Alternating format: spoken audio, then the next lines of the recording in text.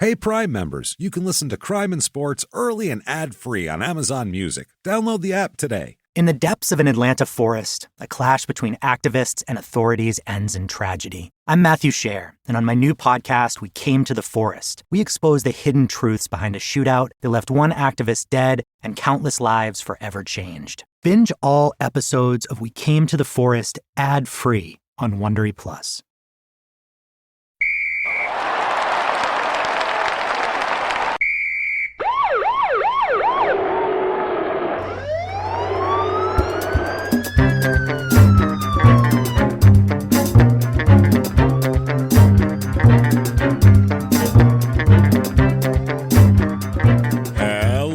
Everybody, and welcome back to Crime and Sports. Yay! Yay indeed, Jimmy. Yay indeed. My name is James Pietragallo. I'm here with my co-host. I'm Jimmie Whisman. Thank you, folks, so much for joining us today on another edition of Crime and Sports. I don't have to say crazy, wild, and all that, because you understand. If you're joining us on a regular basis for the last 7 years or so, you get it. It's crazy. And today, this is one we've been savoring. And terrific. It's been on the back burner simmering. Yeah. You know what I mean? We have some frying pans up front where we're flipping shit and sauteing things. Then we have a couple of simmering sauces on the back where we're like, we got a pellet smoker. We got to let it reduce a little bit. Yeah. You know what I mean? Thicken up.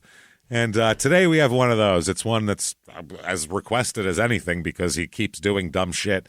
And lately he's been doing plenty of dumb shit. And it's a lot of fun.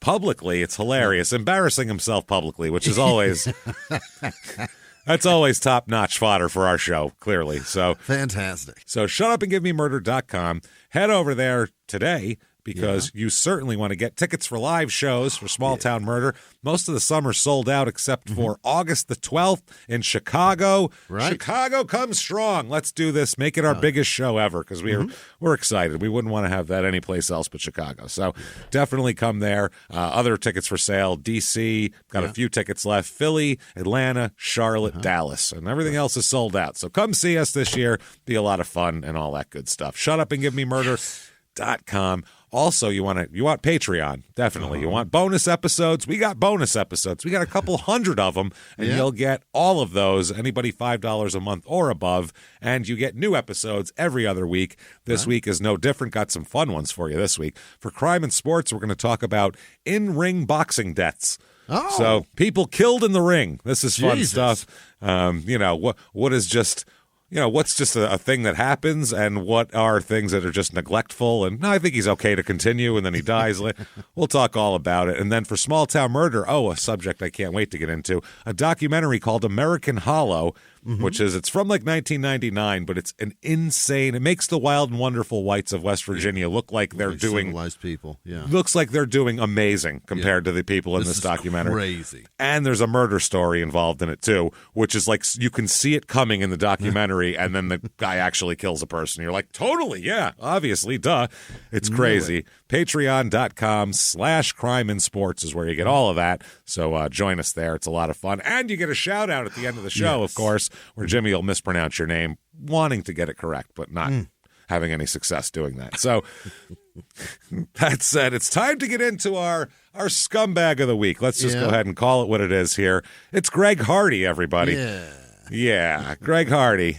If you don't know who he is, he's a football player and an attempted boxer and MMA fighter and a recent Walmart employee. So he's a real piece of garbage. I mean, wow. There's a 911 call in this episode that will make your fucking head spin. So it's crazy. And he looked at playing for the Panthers with the white fucking contacts shit on his, and the shit on his and face. On the Cowboys, he'd put the war paint and stuff on, which a lot of guys did. Sure. If you do that and you don't beat women, it's fine. Right. But then when you do some of the wild shit he did, it's a different story. Jesus, it doesn't make you look good. So he is Gregory McCarl. His middle name is Mick Carl. Yeah, Mick and then Carl with a K. Okay. Which sounds like a new burger from McDonald's. The McCarl. There's a guy gross. named Carl standing there. It's not very good. No. Carl likes it, though.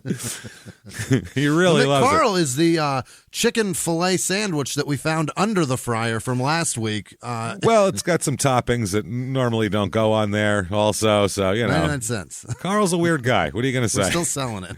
He put SpaghettiOs on it. What do you know? What do you want? That's what it comes with. That's a McCarl. So, Mick Carl, he's a big guy, as we know. He played defensive end, so you got to be a huge, fast, strong, scary person to play defensive end in the NFL.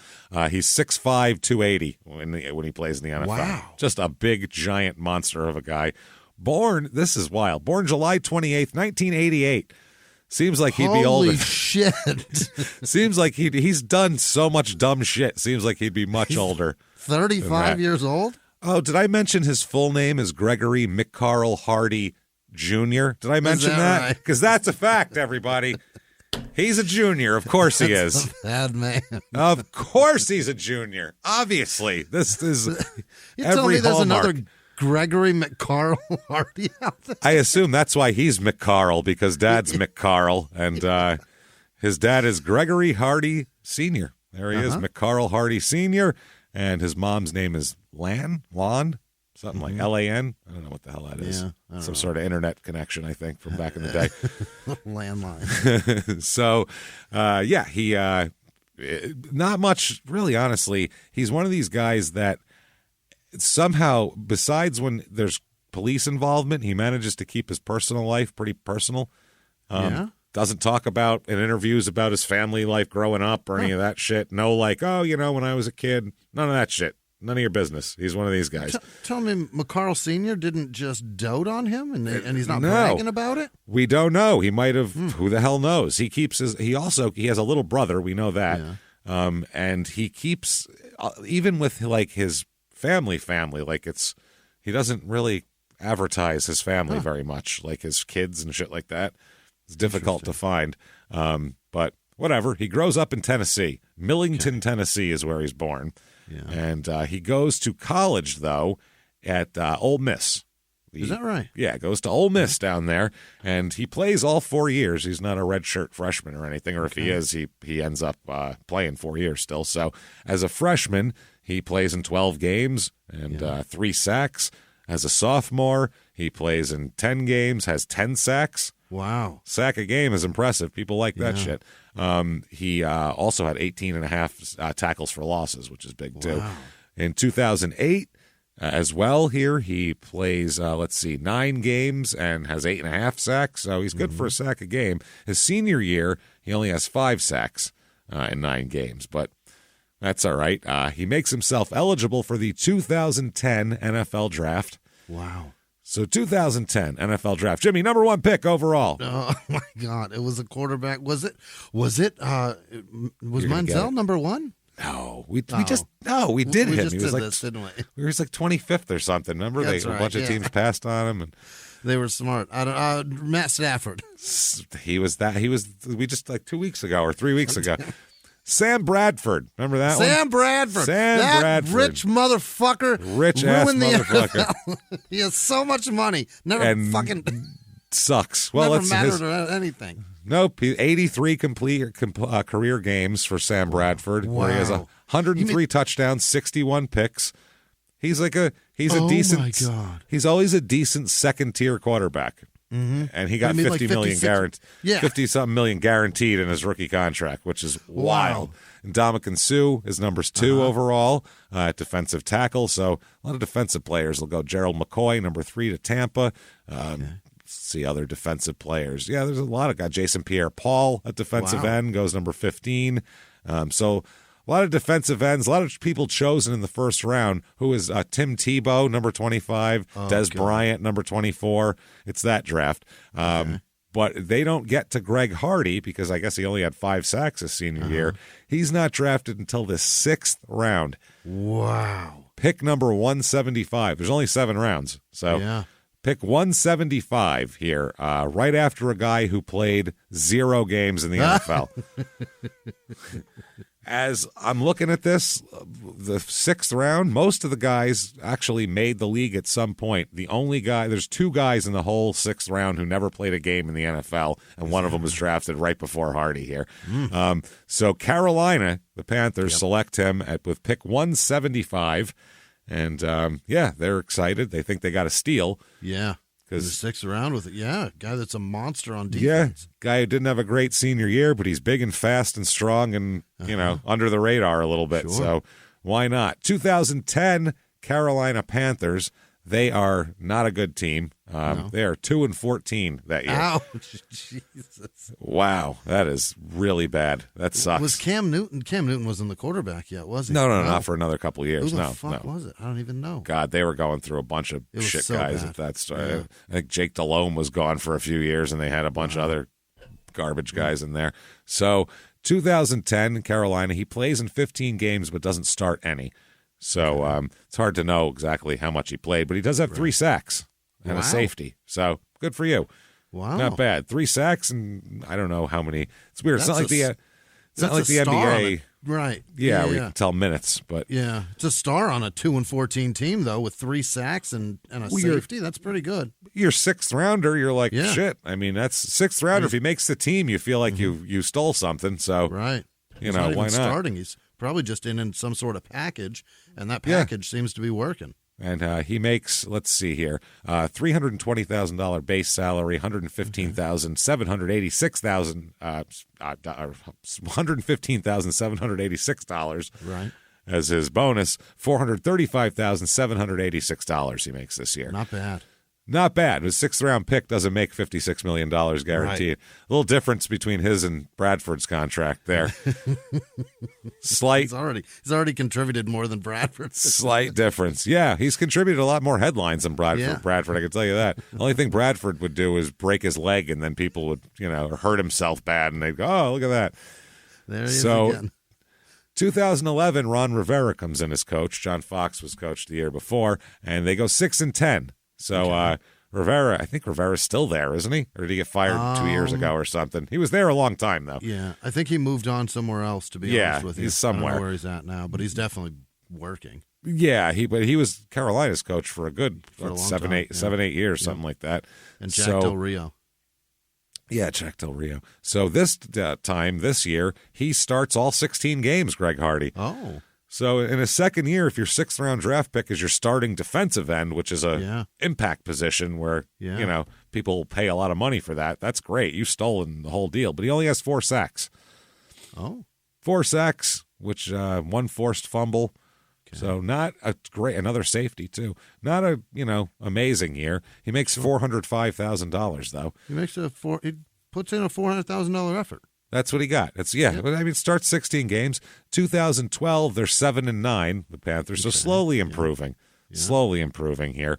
2012, he starts 10 games, plays in 15. He has 11 sacks this year, though. This is his coming out party. Mm-hmm. So 11 sacks, people start to notice you. Anything over 10 sacks, it's like, who the fuck is that guy? That's it's disruptive, for an offense. He makes $540,000 this year. That's pretty good, yeah. So, he's doing better. 2013, Carolina. Now, all of a sudden, they're fucking good. Is that right? 12-4. They got Cam Newton. 2013. Doing great. Yeah. They go to the playoffs this year, even. They lose to the Niners, though, 23-10 in the first round. But that's okay. Yeah. Hardy plays in 16 games, starts 13 of them, has 15 sacks. Shit. 15 sacks, Pro Bowl, and he's the second-team All-Pro as well. Holy shit, he's a professional. Oh, he's a top guy now. He's a top defensive end now, period. That's it. Goddamn star. But that's you're a fucking star at this point. That's big. That's really big, man. First-team All-Conference, second-team All-NFL. So not too shabby. And he makes $1,300,000 this year. There you go. Yeah. There you go, Greg. Now he's doing well. So just when he's doing well, now he's at this is grace, is what this is, Jimmy. You know what this is? Grace. Top of the mountain. Dude, you can't be doing 15 sacks in the NFL. Are you kidding me? They'll kiss your dick for that. Yeah, and the record then I think was 18.5, and now it's like 23 and a half. It was still high because it was Gastineau's, and then it was high. Michael Strahan broke it around like right before this too. I think it's 23 and a half. You might be right. Yeah. But 15 is a that's respectable as fuck. That's in elite territory. Yeah. 10 is really good. 15 is like, okay, now they're planning around you as an offense. They have to double. When you have 10, they look at the stat sheet. When they got a guy with 10 sacks, they start planning plays. Who's guarding him? We got to make sure we get 2 bodies on that guy. Now instead of 4 receivers, we're doing 3 receivers, and we're throwing a tight end over there to chip on him, or we're taking an extra fullback instead of having an empty backfield. We're throwing a fullback to come block over on him. To somebody to take his legs out if he gets in the backfield or something. So that makes a big difference. So you do that, it throws off the whole the whole offense. Now now they can't do what they want; they have to do what you want. So just when it's at its peak. It's going so well. The 2014 season is going to be a banger for him. He's expected to be one of the best in the league. And then on May 13th, 2014. What time of day? Just about a month before he's supposed to report back to camp and, be a star. He's instead arrested on a domestic violence charge. Yeah. So a quick tumble from the mountaintop here. This is... Wow. Somebody told him he ain't shit. This is a thunderbolt right here.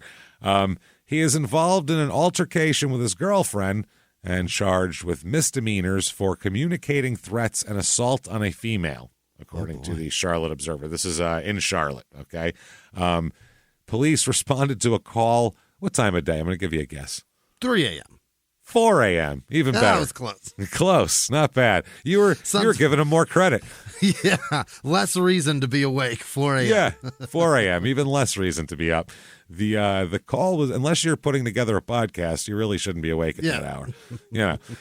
So the call was made by the victim here, who said Hardy had physically assaulted her, threatened her, and everything else. It goes on to state in the report that she suffered minor injuries, bruises, and scratches. She did refuse treatment and admitted that they were both drinking alcohol. Oh, boy. Now, Hardy was denied a bond, which they said is typical in domestic violence cases for the first day. Yeah. Keep you away so you can't bond out and then go beat the shit out of the person worse. You need to cool off. Yeah, this is now the team said, we are all very disappointed to learn of the allegations involving Greg and are concerned for all parties as we continue to investigate. Okay. As a streak of silver forms in that man's hair as he says it.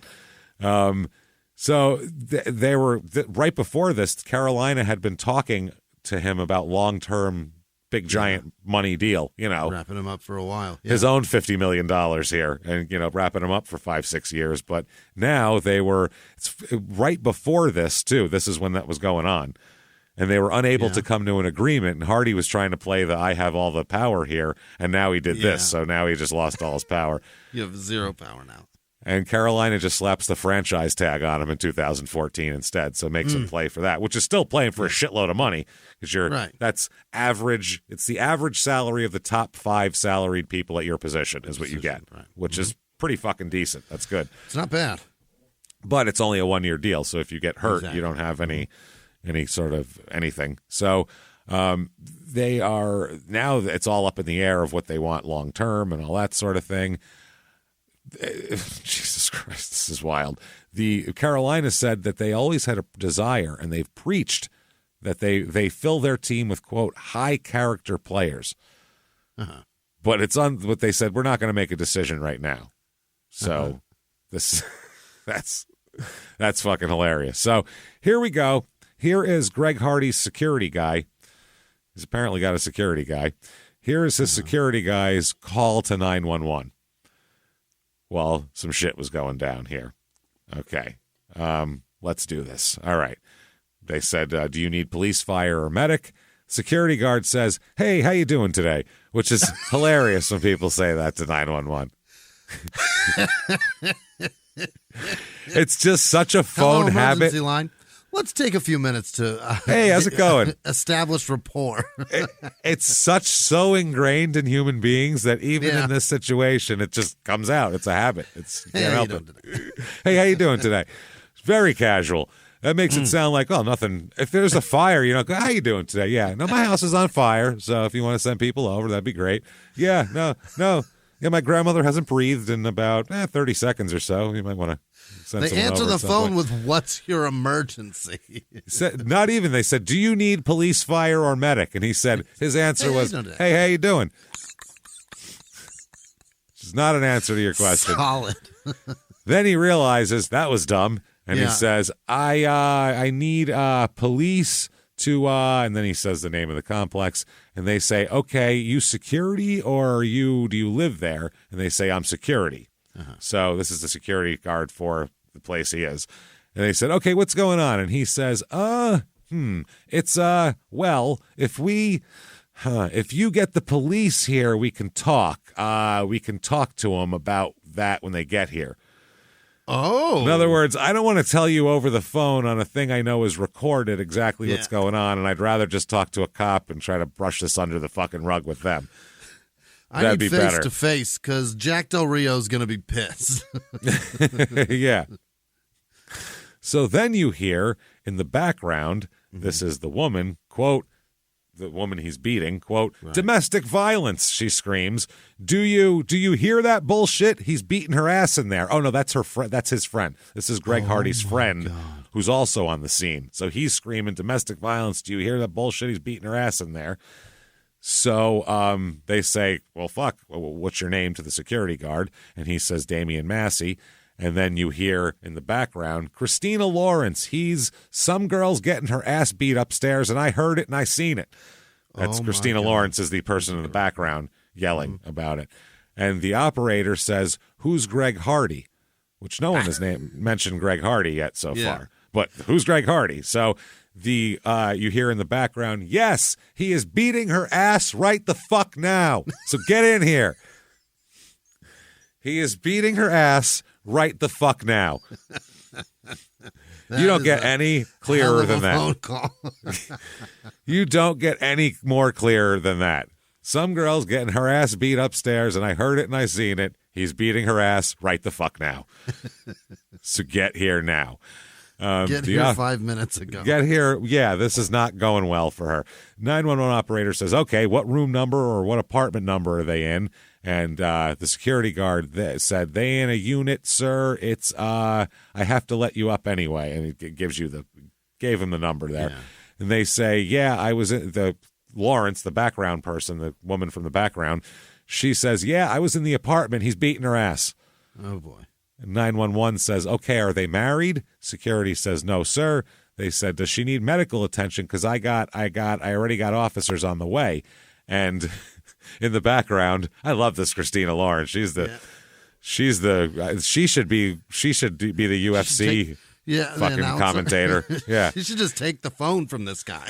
"He's beating his ass right the fuck now. It's for real. He's on top. Oh, he's punching the shit out of this guy. Look, he's beating his motherfucking ass. Oh, shit." That's who I want. That's the commentary I want. Yeah. That's good shit. Have us do that. We could do that. So he says, or Christina Lawrence in the background says, "You better come because who the fuck knows?" Yeah. Another, I guess. Good answer. Who the fuck knows what he's going to end up doing to her. How long this is going to take. Security guard says, "Yeah, we don't know. It could still be going on by the time you get here." Yeah. He seems to be having a fucking ball up there whooping her ass. So it's just by the sounds of it, really seems like he's having a good time. So they said, security guard said, "She's saying she was in the front room and he was in the back room." And the background again, Christina Lawrence says, "I heard it all for the last half hour." Like, don't be giving no bullshit. Half hour. Ass whooping. She's giving pertinent facts. She is. None of this bullshit of, the security, I don't know what's happened. Not whooping her ass, beating the fuck out of her right fucking now, half hour. She's got stats and shit. 911 said, quote, "Ma'am, let him speak, okay?" Meaning the security guard. Why are you going back to him? He's giving you nothing. He's giving nothing. So security guard says, quote, "What it is, when she first stated when she came down here that she was in the front room and the guy and then Christina goes, 'He's beating her ass' in the background." This guy can't get to it. And this male subject was coming to, "He's whooping her fucking ass, man. Just say it." Why don't they understand? You're not speaking clear enough. Tell them this. Yeah, that's what I mean. Right I don't, the fuck now. And the security guard isn't going, yeah, that's a better, yeah, he's whooping her ass. Just get down here. Security guard instead says, quote, excuse me. He got fucking snippy with her about it. Are you kidding me? Excuse me. Excuse me, ma'am. Let me finish the conversation, please. You understand? So the thing about it is, she stated that it's domestic violence, and she had to run out. You know what I'm saying? And anyway, so she was in the front room, and the other girl getting beat up say she was in the back room or whatnot. Then she say she ran out. Put Christina on the fucking phone. I'm sorry. You are not good at giving a succinct rundown of the events that just took place. You just described what happened with the word whatnot. Get the fuck off the phone. Huge paragraph.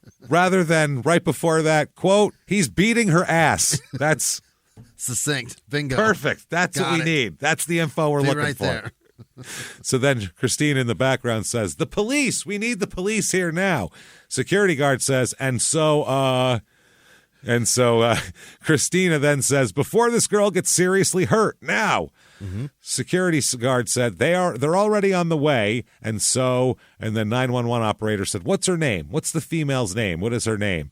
And the guard says, excuse me, ma'am, she's right there. What's her name? And Christina said, Miss. She's yelling, and the 911 operator saying, hello. So now they're now trying to talk, not even over a speakerphone, just out of the mild, wow. Screaming words out of their faces to get her attention. Oh, my God. Security guard said, yeah, I'm here. The other female's walking out now. Like I say again, the other female, one of the females, the female that was just... I have no idea what you're talking about, sir. You have just fucked this entire thing up. I have no clue what you're talking about. Your only job is to relay the information to the proper authorities. That's what your job is, and you clearly are terrible at this. Right. You can't stop an ass beating from occurring before your very eyes. That's one thing you can't do. And you can't even relay the information properly to the people who may be able to stop the ass whooping. So, talk about a worthless security guard. And he's a security guard, so he clearly couldn't be a cop. And this is why he can't be a cop. No, he can't talk. No. Imagine if you put that in your report. Oh, God. Quote, like I say again, the female, the other female, one of the females, the female that was just talking. First, she say she's seen the girl getting her ass whooped, getting her ass beat, you know what I'm saying? Well, first she say she's seen, she heard him back there in the back room. Then she's stating the fact that she heard it all. So she went from saying that she's seen it to saying that she heard it. Say that shit on the stand, sir. Wow. Yeah, that would be, what the fuck? How did you get this job is what they would ask you. What did you say in your interview? Yeah. Well, I'd come from my house, and sometimes there's a car, and I get in it, and then the sky is blue, and then sausage for breakfast, because sometimes when you come to work, you need to have sausage. And I'm tired. You're hired, sir. Wow. So, yeah, that's how that goes. And so the 911 operator says, okay, which is my response would be the same thing.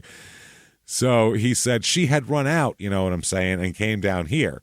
So the 911 operator says, the female that was just yelling into the phone, what's her name? Who's she? Who's that? Yeah. And he said, I don't know her name. She just stated her name to you. My first time seeing these girls ever. And he says, you know what I'm saying? And the one that was talking, she's drunk. You could tell she's inebriated. Okay. So she can still tell an ass whooping from a non-ass whooping, right? Inebriated or not. Like, I can tell if you got your ass kicked or not. So they said, where's she at now? And he said, quote, they walked to the front. And it's okay, we're on the way. And security guard said, yeah, well, you should have been on the way. You talking about you on the way. He said, well, you should have been on the way. You talking about you on the way. Like, yeah, motherfucker, of course you're on the way.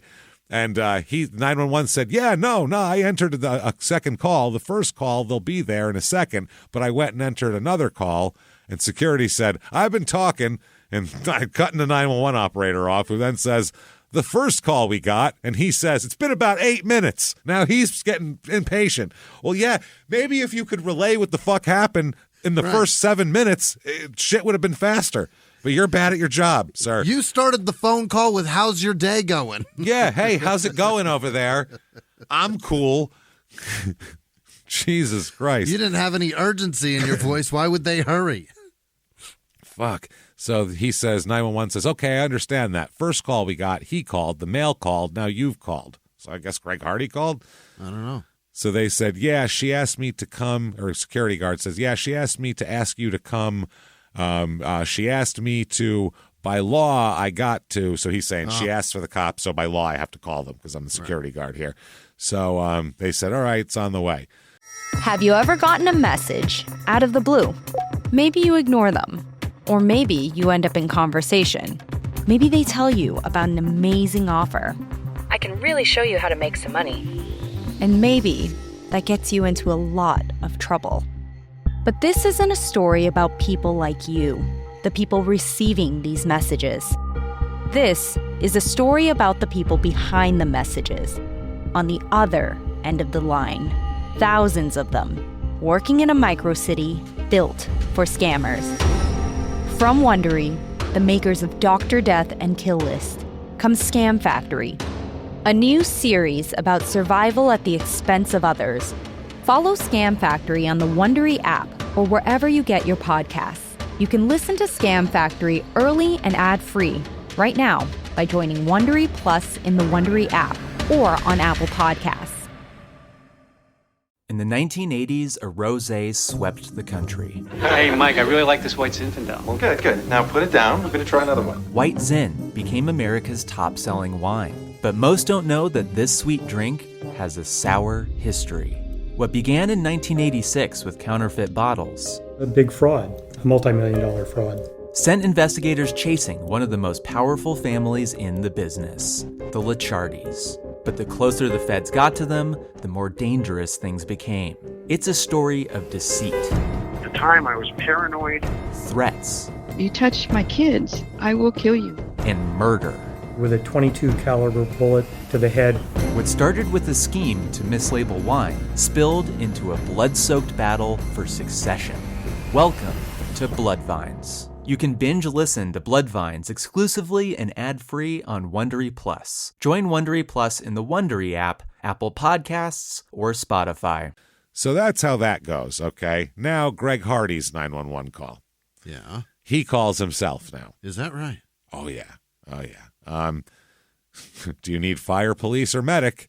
And he says, quote, my friend brought a girl home. Now, oh boy. Whatever he's about to say is a lie because he didn't start out with what he needs and what 911. If you are in actual need and you haven't done anything wrong that you're trying to cover for, you immediately want to relay your needs to them. Absolutely. You want to say, I'm here and this is what I need. I'm here. I need fire trucks. This person's hurt. Bang, bang, bang. That's what you do. Just psychologically. Right. When you start out with, my friend brought a girl home, you're already starting a story. You're making 911 calls aren't narratives like this. Yeah. They are, I need help. Here's my pertinent information. Get help now. How are you going to call 911 and say it was the best of times, it was the worst of times? Yeah. He started, my friend brought a girl home. She knows who my name is Greg Hardy. She's assaulting me right now. She's hit me in the face twice. She won't get out. We're trying to get her out of my house. She keeps running back in every time. My neighbor's outside. She's witnessed everything. Okay. She said she witnessed you beating her ass, whooping her ass, beating her ass. So they do the address and all that. And she said, I have videotape of everything. And they said, what's the address? And he gives it. He says, her name's Nicole Holder. They said, what's the apartment number? And he says to someone else, not to the 911 operator, he's half on the phone, half off the phone. Oh, God. He says, keep her away from me, please. My assistant's trying to retain her. She's trying to break free and hit me with her heel. And now retain my assistant. My assistant is attempting to retain her. Yeah, retain isn't the word he's looking for. No.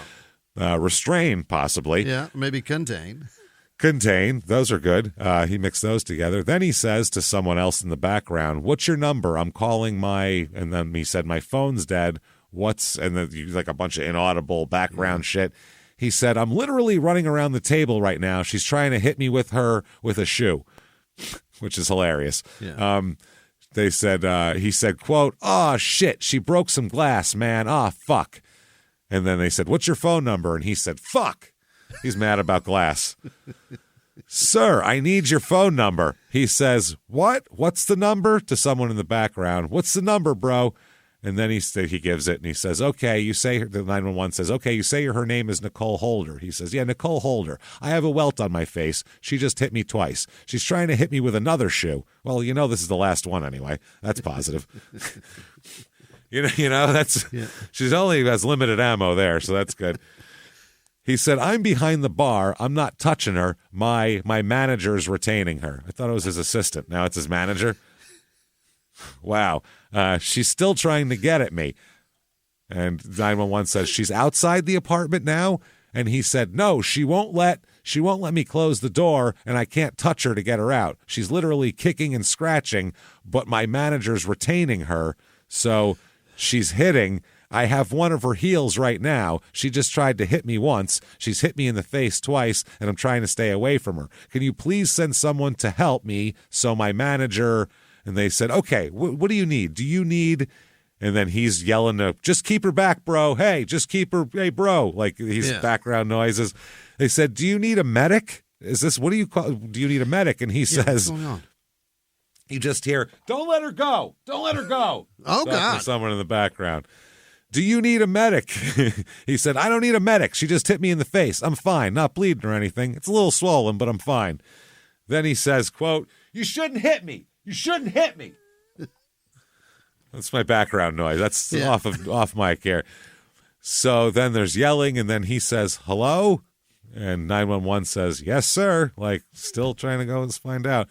He says, "She's refused to leave. She told me to break her arm when I asked her to leave." What? Okay. The 911 operator says, "Okay," which is exactly what I just said, which is hilarious. He said, "Okay, what should I do? Should I leave, or what should I do?" She's like steady coming. She's got a lot of energy, this girl, according to him. So he said, "I'm inside the apartment trying to get out. She's literally blocking like she's at the door." Well, you can get through a block. You got 15 sacks last year. Come on. All right. He said, "She won't leave. We've been trying to get her to leave for an hour. I've asked her to leave 1,000 times, and she hit me in the face twice." That's a good ratio. 1,000 times asked her. The Saints should suit her up, man. That's what I mean. He can't get through her. He can't get through her. She's an offensive tackle. She's a left tackle. "I'm trying to walk around her. I can't walk through my kitchen. There's glass. She broke glass." 911 says, "Okay, has there been any drug usage?" And he says, I think she's on coke or something. I don't know. She's been drinking. I don't know what she's on, man. And then there's an audible. He said, "Yo, she's out of it, my man, and she will not stop coming at me, bro." Yeah. And so 911 said, "Were there weapons involved? Any other weapons?" And he says, there's no other weapons. There's no other witnesses. There's no other witnesses. He mistakes weapons for witnesses. Yeah. 911 says, "Weapons. Any other weapons?" And he says, "Oh, shit. Am I bleeding?" "Fuck, I'm bleeding, man. Fuck." Now he's mad he's bleeding. "Are there any other weapons involved?" "Yes, my manager's standing right here, keeping her away from me." What the Oh, 911 operator. "No weapons?" Loudly and clearly. And he says, "No, this is me and him here, and she came in. They let her up, and she's been in here." What about weapons? Again, not the answer to the question. "No, sir," 911 says. "You're not fucking understanding me." He said everything with that. "Sir, does she have any other weapons, such as a gun or a knife?" Mm-hmm. Weapons and shit that hurts. Stuff like that. Anything? Things that people use in a fight. Ouch stick. Any of those? Thingy. Brass boom, knuckles. boom. Boom thingy. Any of that? So Hardy says, "No, she's hit like she's swinging her fist and her heels. I have one of her heels now, her other heel's on the ground. She doesn't have a heel right now, and that's all she's swinging at me. My manager's trying to detain her." Now it's detain. detain, which is sort of correct, but whatever. Yeah. It's better than retain. He's not hurting her or anything, just trying to keep her away from me. Okay, you said that you were trying to leave the property. And yelling in the background. He says, what? They said, you say? And then he cuts 911 off and says, she's fighting my manager right now. She's trying to. And 911 says, okay, well, we'll have a unit out to the apartment soon. She's trying to come at me, bro. That's his response to that. Okay, sir. And then Hardy says, don't let her do it, bro. So then the 911 says, we have a, and he says, say what? Well, let me finish. 911 says, we have an officer out there to be dispatched, okay? And he says, thank you, please. He says, please hurry. Please hurry. God, please hurry. Okay, so that is that. Two vastly different 911 calls. Very different 911 call. And where's the girl saying he's whooping her ass? I've been watching it for a half hour. It's a different thing. So Nicole goes to the Charlotte Mecklenburg Police Department, and here is her police interview with her. Has he ever used a weapon against you or threatened you with a weapon? She says yes in her checklist here. Has he threatened to kill you or your children? Yes. Do you think he might try to kill you? Yes. Does he or she have a gun or can get one easily? Yes. So a lot of that stuff going on here.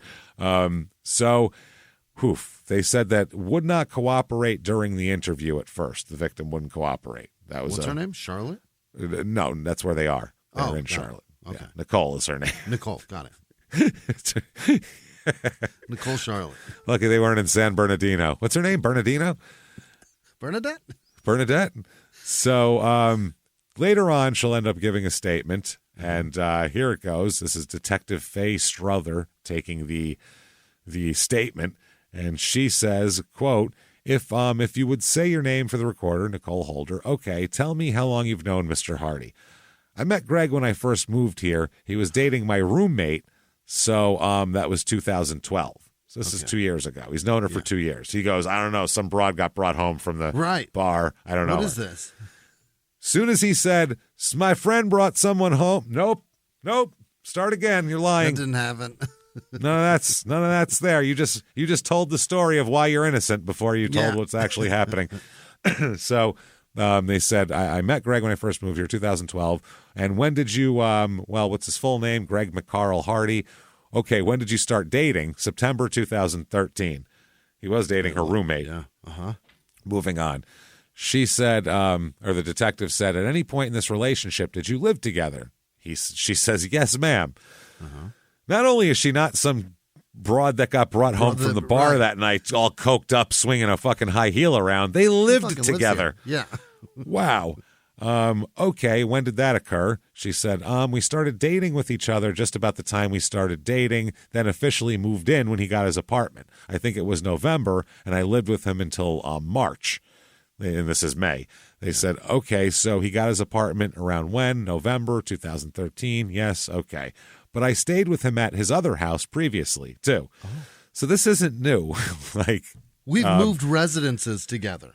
Yeah, this is we've packed boxes and we bubble wrapped shit. We put shit in the newspaper, and then he got mad at me for not using enough newspaper in between his plates. Absolutely, that's what happened. So I broke something very valuable and near and dear to his heart, which is what he was talking about on the 911 tape. Oh, she broke some glass, man. It was when we moved. It was from the gas station, man. It was those fucking Looney Tunes glasses I got when I was 9 from the fucking Texaco station, man. I had the whole series. Now I got to find Woody Woodpecker again. Fuck you all. And then he started whooping her ass. So get on eBay. Come on. She says so they said this particular evening, how did this all occur? What happened? Holder says, my girlfriend had come over to my house. Sammy was speaking with my friend Laura who had come over to my house. Sammy had informed us via text message that Greg wanted us to come over, so me and Laura went over to the apartment, and we started drinking. I brought a bottle of champagne. We started drinking. Greg got upset at the apartment because someone knocked over a glass, and Sammy had said that he did a party foul, and he got very upset. Stormed out and left, actually. went to his studio where he does music. Of course he does. Where are these recordings? I swear, anyone out there, if you, I don't know if by hook or by crook how you can do it, but if you can get Greg Hardy's, what if he sang like ballads? He wasn't even like rapping or anything. He sang like, it's him doing like 40s stuff. No, like he's crooning. He's like Michael Bublé. All he's right. just trying to, he's doing like Dean Martin covers. That's what I want to hear. I really want those recordings. So where he does his music, and he hit me up privately on a text message saying to walk, because my girlfriends and everyone at the apartment that we were all with, we left and went to Black Fin and started drinking at a bar, and Greg had gone to his studio. Greg hit me up while we were at Black Fin and told me that he wanted to get me to get Laura and get in a cab and meet him at the Blind Pig. The Black Fin, the Blind Pig. Yeah. Just me and Laura, no one else that we were with. So I did. We left. We went straight to Blind Pig, and then we were drinking there. Everything was fine. We played games. And then Laura wanted to go to Bubble, so we all left Blind Pig and went to Bubble. Your place, dog. Your place must begin with a B. It has to. Wow. Greg got a table. We were all having a great time. I mean, everything was going well. We left Bubble. We went back to his apartment, and it was me, Sammy, Marco's friend, a blonde-headed girl, and Greg. Did I say Sammy? Sammy. Okay. There was 5 of us, and Marco and the female that he was with were in the master bedroom, and I'm not sure what they were doing in there. I have an idea or two. I have exactly what they're doing. a couple ideas, probably. They're touching genitals. We could throw it around a little bit, mashing their stuff together. So she said, Greg and I were in his room, and Sammy was in the living room on the couch. Greg and I, still everything was fine. We were getting along, and then he started bringing up some stuff that had happened in our past. Started calling me a slut. Started calling me names, saying that I ruined our relationship. One thing led to another. It got very escalated. A lot of names were called. I tried to get up. He pushed me. Then I started fighting back. He threw me into the bathroom. I hit the back of the shower wall and fell into the bathtub, where he pulled me out. This is getting bad. Yeah. Dragged me into the bedroom, picked me up again, threw me down on his futon that had guns sitting on it. Oh, my God. This is pleasant. So I landed on the guns, which is why my back looks the way that it does. You're going to get bruised up from landing on guns. And then I fell from there onto the floor, where he stood above me and, quote, strangled me with 2 hands. What the fuck? He told me he should kill me, and I said, go ahead, I'm not scared, just do it so I don't have to. And when I said that, you could see it in his eyes that he snapped back and that he jumped off me. He instantly reached in his pocket and pulled out his cell phone and started screaming for Sammy to come into the room. He started filming me. He told Sammy he turned his camera off, told Sammy to restrain me, or probably retain me at the time. Retain her. Retain her. What, like $5,000? What should I give her? I mean, is that monthly, or is this just like an overall? I said fucking retain her. What's her hourly? To restrain me. Sammy came over and grabbed me held me around my body and wouldn't let me leave. He pulled me into the kitchen, where Greg then dialed 911 and called the police, saying I was stalking him and that I'm trying to kill him and that I'm hurting, saying all kinds of crazy stuff that wasn't true. What the fuck? So he claims he realized what he was doing, and then was like, "Oh shit, I need to come up with a fucking. I'm not gonna this crazy kill her, bitch is all over me. Sammy, right. grab her, fucking."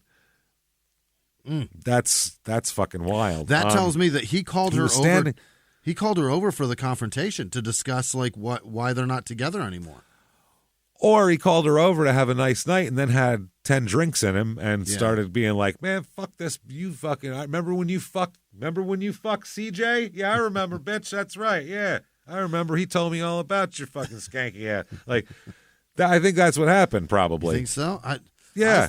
I think he got called drunk her to and have angry. a conversation and talk about it, and it got out of hand, and it went further than he thought it was going to go, and then he realized, oh my God, I'm in so deep now. I'm going to get in so much trouble for this. I don't know. I don't know if he has. He doesn't seem to think ahead much. Yeah, you're right. That's possible too. But you might be right. He's dumb. It might have been like, I'll yell at her, but I think he called because he knew he could fuck her. Yeah, because he has in the past. Maybe he thinks that. It's his maybe he thought, ex-girlfriend. it's an easy one tonight. The ex-sex is easy to get. Then she got there, and he's drunk, and now he wants to discuss it. Degrade her a little bit. Yeah, exactly. She said he was standing on the other side of the room. Sammy had me restrained, and he was saying that I was hitting him on the phone. Oh. So he's saying that while he was on the phone, saying, "Oh, she's taking swings at me right now." She was on the other side of the room. So that's interesting. There was no possible way. Sammy was restraining me. And then as the police, we heard the sirens outside a couple minutes later. And Greg said, let her go. She has a chance to get, let her go so she has a chance to get away. I literally crawled out. The neighbors opened up the door. She saw me on the ground crawling out. And I went down the elevator. I could only get to the first level because there's security and you have to have a card to get down to the garage. Mm-hmm. I went down to the parking deck and I went to the first floor and I took off running. The security guard was screaming for me to stop. I guess they knew something was going on. And then the police, I started running down the road and the police screamed my name and told me, Nicole Holder, stop. So I stopped and went back and the blonde-headed girl that had been upstairs was outside screaming and crying. I didn't even realize that she had run out of the house, but she had. I think that's the I think that's the one who was yelling in the background, ass, right Christina Lawrence or whatever. Yeah, beating her ass right the fuck now, whooping her ass. So the cop she then says, until Greg called him in the bedroom. Greg was in the bedroom with me. Marco was in the master bedroom with the blonde-headed girl. So they said, okay, when you say bedroom, it's a second bedroom. And she said, it's actually considered a one bedroom, but there's it's got French doors. It's more like an office, but it's a whole nother bedroom in his apartment, she says. Okay. Yeah. So, bedroom/office, yes, okay. And she said, it's his bedroom now. He's put a bed in it now. And they said, but it's not meant to be. It's supposed to be a one-bedroom apartment that's supposed to be an office. Great. Okay, we got it established. Thank you. We don't need the floor plan. Thank you. The detective says, okay. And Nicole says, it's got French doors. No, it's not. It's not private. And they said, okay, And she says, it has curtains up. Oh, God. And the detective says, and you say Marco and the blonde girl were in the master bedroom? Like, we're moving on past the type of accoutrement outside the doors of this office/bedroom. Don't give me the interior decoration on the place. We don't need it. Yeah. So what's the square footage on that room? Where are those curtains from? Yeah. That's what I want to know. So the detective says, okay. You say everything was going well and you and Greg were in the bedroom at the time. And she says, yeah. And they said, okay. What were some of the things that made him get upset? What was the conversation that made him get upset? She says, I hung out with ... Nelly. Got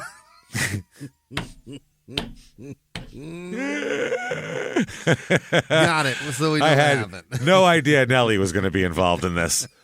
And Nelly isn't a person they know. Nelly is, the detective says, the rap star, and she says, yeah. It's Nelly. In 2014, Nelly. In 2014, Nelly, which is definitely a downhill Nelly, but not. It's not peak Nelly by any stretch. No, it's not. Remember Nelly? It's not that Nelly, which it is now. Now it would be Nelly. Yeah, you remember Nelly? Oh yeah, Nelly with the Band-Aid and shit. But 2014, it was like, oh Nelly. Yeah, I know. I remember. Yeah. Does he have anything new? No, nothing. No. Okay, didn't think so. Still nothing, huh? I haven't heard from him in a couple years. So you want to take a ride with me? That guy? Jesus. Oh, God. Yeah, Greg is sitting there seething that was banging Nelly. That's all it is. Hilarious. He's famous, so it's pissing him off, probably. Yeah. Greg's got a huge ego, as we'll find. Of course he does. Massive ego. So he's not having any of this shit. So, yeah, the rap star. Okay. And Holder said, on my birthday, Nicole said. Oh, man, on her birthday, so your too. titties were out. I got it. Ooh. And Holder goes, and he found out, and ever since then, he has, it really, really upset him very bad, and something triggered that. I'm not sure what it was, but he started bringing it up, and that's how things started getting so escalated. I can tell you why. Someone said, "Is it hot in here?" And he said, "You fuck Nelly," and started freaking out.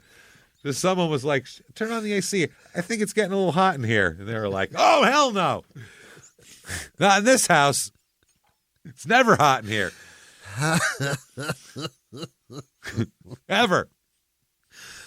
Oh, I'd be pissed too. Easily triggered. 2014. Oh my God. I'm a star now.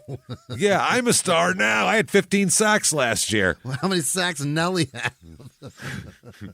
He's been in the sack sleeping because he's got nothing else to do. But at the same time, this is something, if you can't handle that your ex fuck Nelly, right, you have to either never talk to her again or fucking accept it, because you can't just be like, let's hang out, then I get to yell at you for it all the time and beat you up. That's crazy. And God forbid you put 2000s hip-hop on shuffle on Spotify. Oh, no, it's going to remind you. Every time you go into like a restaurant or something, if you walk in and that soundtrack's like 2000s hip-hop, you go, I don't like this place. I don't like it here. And you just turn around and leave. If you hear like Ja Rule come on, you're like, oh no, it's going to come on soon. Come on, let's get out of here. We got to get out. Let's go. Everybody out. Nelly's next. He's fucking next. I know it. That was Ja Rule. Let's go. Come on, seriously. It's fucking Jesus Christ. So the detective says, okay, and what?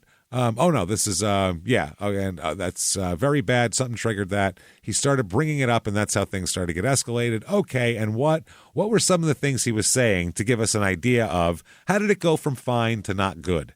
Yeah. And Nicole says, I'm not really sure. I'm telling you, he just heard somebody had a ringtone, and he was like, what? Started freaking out. He's been stewing ever since. Oh, man. So the detective said, okay, he just started, and Nicole says, okay, he just started why did you do this to us? You're a slut. Oh, okay. That's what she was saying. So now there's something, or at least wanted to possess her, wanted to retain her. Yeah. One or the other. So the detective said, so how did he find out about the relationship with Nelly? How would he know that? Because I've been telling everybody. I've been telling everybody. You have no fucking idea. It's crazy. Like I was wearing a Band-Aid on my face for like 3 months, and I was wearing. It's a dead giveaway. Every sports team in St. Louis, I've been rocking their jerseys. Pretty frequently. Yeah, I've been wearing an Ozzie Smith jersey and a Band-Aid on my face, so it's a dead giveaway.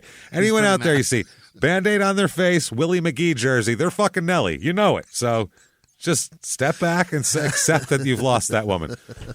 She's now Nelly's. It belongs to Nelly. It all belongs to Nelly now. This is unbelievable. You never thought this was going to come up, did you? Fucking crazy. Nelly. I had no idea Nelly was ruined Greg Hardy's life. He really did. And this poor woman, too. All that time we kept hearing about Greg Hardy and all this shit. We're like, what is wrong with this psychopath? We never understood that Nelly, just sitting somewhere in Missouri, just having a good time, is the cause of all of this strife. Smiling about one person that he slept with once. Yep, that girl. Wow. He's got that devil dick. He fucks you once, your life's over. Oh, it's over with. Like Michael from Love After Lockup. Yeah, that's right. Yeah. Just destroying lives. That's it. And she's like, man, I keep singing it over and over again. One pussy at a time. Shattering families and lives. Shattering families, ruining football teams. Yeah, and careers. The Ron Rivera's at the end of the year like, we could have went all the way to the Super Bowl if it wasn't for fucking Nelly. Fuck. Fucking early 2000s shitty hip-hop. Cocksucker. Unbelievable. Any of your girls fuck Little John? Because if they did, I swear to God, you're off the team now. I'm cutting you. I can't have any drama later on. Okay. Okay. Oh, God. So how did this happen? How did he know? Yeah. She said, I left my workplace with him on my birthday after I had been drinking one night. She went to her job with Nelly? I think she works at a bar. Oh, she'd been drinking that night, so I think she probably works at a bar. They said, left the workplace with who? I left my workplace and named some other people. I left and walked out with Nelly. Oh, boy. Yeah. She said, okay. And then Holder says, to the Ritz-Carlton on my birthday. Uh-huh. Yeah. How's the view from the rooftop of that Four Seasons? Oh boy. The detective says, okay, and Holder says, okay. We understand what happened there. Okay. The detective said, and I apparently was seen by Jonathan Stewart. Oh, that's what she said. I was apparently seen by Jonathan Stewart, who plays ball with Greg, and told him. Yeah. Jonathan Stewart was on the Panthers. Yeah. He's in the lobby and was like, I saw your girl with Nelly. I saw her coming out of a room across from mine. I was doing some dirty shit in there. I think she was doing dirtier. Because Nelly was there, so I just assumed. Why assumed would you it was think dirty. That? Nelly was there? The presence of Nelly is what tipped me off, to be honest with you. Let me go with that.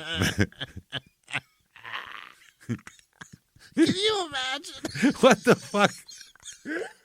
Well, Nelly's such a little shit, too. Yeah. If you're Greg Hardy, who's like, I will throw Nelly fucking 30 yards down the football field. I'm going to drag Nelly back to that hotel and throw him off the fucking roof. That is insane. At least he did her in a nice place, man. He's got respect. No, he's got that's where he was staying probably, or he at least took her there. So she says, the detective Nicole says, that's how I think, but I mean, I still haven't gotten down to the bottom of it myself. And the detective says, okay, that's fine. Like, I think we're to the bottom of it. I think we got it. Yeah, it's bottomed out probably. Yeah. So, but somehow he knows, and there's just, and the detective says, so the reason I ask, I don't know if this was a conversation you had with him and you talked about it. And Nicole says, Greg knows we've had the talk about Nelly. Sarah and I have also had the talk about Nelly. You and Emily, Jimmie, you've had the talk about Nelly, right? I have this talk with every person I've ever been involved with. My ex-wife, we had the talk about Nelly. Yeah. Everybody, you just talk. You have to. You have to have the talk about Nelly. When Nelly's around.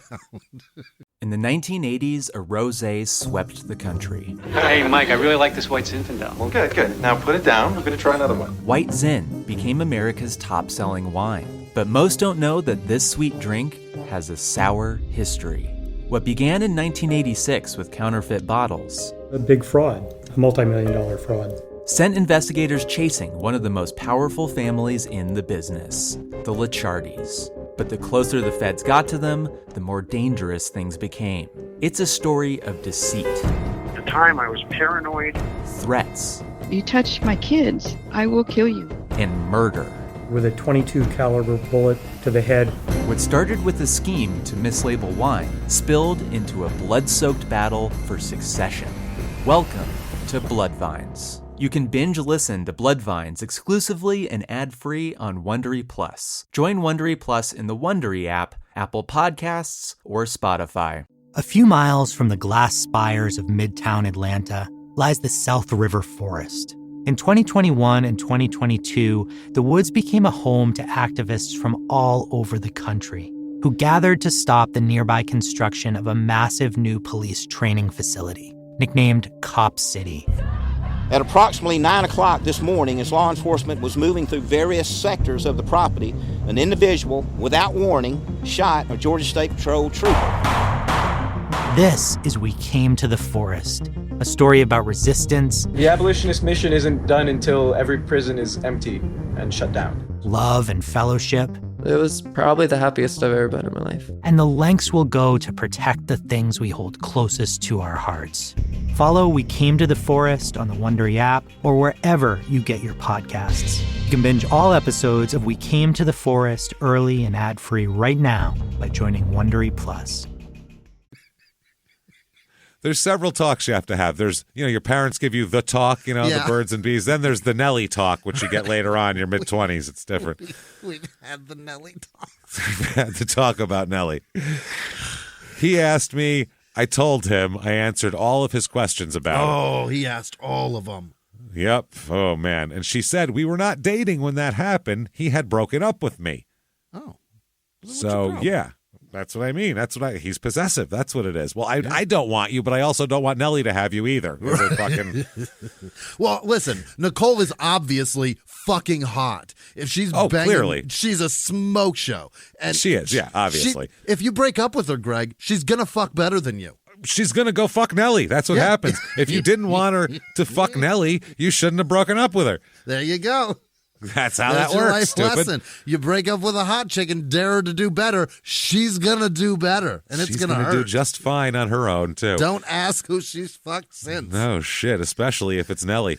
You don't want to know. You don't want to know when your girls had Nelly. You just don't. Can't believe it. Jesus Christ.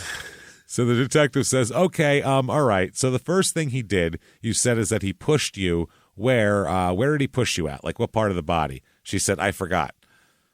Okay. Yeah. When you were in the bedroom, the detective says, she says, I guess it was in my arms. I can't really remember.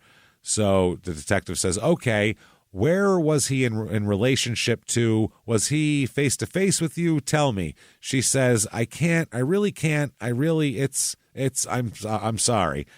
And she says, okay, no, that's fine. And Nicole says, it all happened very, very quickly. None of it really made much sense, and I had been drinking. So the detective says, okay, so when you say you'd been drinking, do you think how much had you been drinking? I mean, were you, and she says, I was intoxicated. I was hammered. They were all drinking, yeah. And then she said, was he intoxicated as well? And Nicole says, very, very much so. Oh, boy. They were out drinking all night. They went to 3 different bars. They were shit-hammered, so. And now I'm going to remind you about Nelly. And now we're going to talk about Nelly. So Nicole said he had bought 3 bottles of champagne at the last nightclub we were at. We had taken multiple shots. So they're just drinking. She said, I think we started off taking 3 shots at Blind Pig, 2 or 3. We had many drinks there, and we were very drunk. We had that bottle of champagne at the house before we even left. So, Jesus, they pre-gamed and then went to all these bars? Yeah, she said, like already 4 bottles of champagne, we had been drinking quite a lot. Oh, boy. So the detective said, okay, when you say you initially said he pushed you, did you know if did you fall or did you, she said, I can't really remember. Mm-hmm. And they said, did that start and she said, where my memory is picking up. Like, that's kind of where I remember from then on. She got like kind of fucking shocked into coherency from that, out of her stupor. That'll probably make you lose your buzz. Yeah, she said her memory was picking up in the bathroom. Uh-huh. So they said, okay, what do you remember? She said, quote, he threw me, he picked me up, and by my arms threw me. I hit the tile in the back of the bathtub, and I fell down into the bathtub. And they said, okay, describe the room where you were at in relationship to the bathroom. And she said, Greg's bedroom. There was a bed. It's a very small room. Please don't start talking about the French doors again, I beg you. Don't tell me the fucking layout. Then there was a big bed right here there's a bed located to the back right corner of the bedroom. It even blocks the closet door. That's how tiny this room is. And the detective says, okay. Yeah, got it. Yeah, I know about the room. She said there's a futon in the room, a full-size bed, and there's a bathroom. I mean, it's crowded, so all of this, it happened very quickly. It was not very, it's not long distances. It's a tiny, tiny study. So the detective says, okay, so he threw you into the bathroom up against the wall. Like, right. Please, no more about the study. The wall, you said. And she said, yeah. They said, okay. She said, I fell into the bathtub, and he dragged me out. He said, he dragged me out by my hair, Nicole says. That's horrible. Dragged me in, and he picked me up again and threw me down on onto the futon where all those guns were propped up. Uh-huh. And the detective said, okay, this is the same futon you showed me a picture of on your phone. And they said, yes. And she said, with the gun. Yes, ma'am. Okay, can you describe what kind of guns? How many? Nicole said it was four, I think. Hold on, 1, 2, 3, 4, 4. Yeah, 4, ma'am. And she says, okay, 4 guns. What type of guns are those? You describe them. What are they? What type of guns do they look like? Nicole says, they look like guns from the Army, or I mean like from video games. Yeah, they're ARs. Yeah, so they said, and any handguns? No, ma'am. Wow. Okay, no, ma'am. These are like, what is that? Like an AK-47. It's like something she's seen in a movie, like a movie gun. Yep. Yeah. Yeah. She said, okay, I mean, these are big guns, we get Nicole says. We understand, yes, like a video game or the Army. And they said, Strother, the detective says, okay, once you were, and Nicole cuts her off, and he keeps them loaded. Okay. Yes. She sounds like she would keep bringing up Nelly. He's the one who keeps bringing up Nelly. Between the two of them, nothing would ever die. No. No, so... The detective said, okay, once you were thrown onto the futon where the guns are at, then what happens and what part of your body hits the gun? My whole right side of my body, my knee, my shoulder, my back. The whole side of me hit, and then he got on top of me. He used both hands and started strangling me. Lucky those things didn't go off if he keeps them fucking loaded. No shit. Fuck, man. Safety's on or something, hopefully. Okay, and when he was strangling you, did he say anything to you that you can remember? She said, yes. He said I should kill you. That's scary. Okay, what kind of look did he have on his face? What do you expect? I don't know, smiling. He was singing fucking zippity-doo-dah, whistling. Like, what do you think he looked? Angry. He was humming Nelly songs. Yeah. How many people fucking happily strangle you and tell you they should kill you because you fuck Nelly? Like, that's going to be an angry time. So Nicole said he looked insane. His pupils were tiny. I mean, he looked crazy. He looked crazy. His face was just blank. I mean, I've never seen him look at me like that. Never. So they said, what were you thinking when this was going on? And Nicole said that he was going to kill me. This is it. This is the time. He's actually going to do it. And they said, well, what made him stop the assault? And she said, I told him to do it. I said, I'm not scared to die. Just do it. And they said, and then what did he do? And Nicole said, yeah, I said, kill me so I don't have to. And at that point, I'm so low, I was thinking about killing myself, yeah. So she said, and he jumped off me, pulled his cell phone out like I was saying. Oh, and I have that. I think I said that already. And she said, pulled his phone out and started recording me, started screaming for Sammy to come into the room.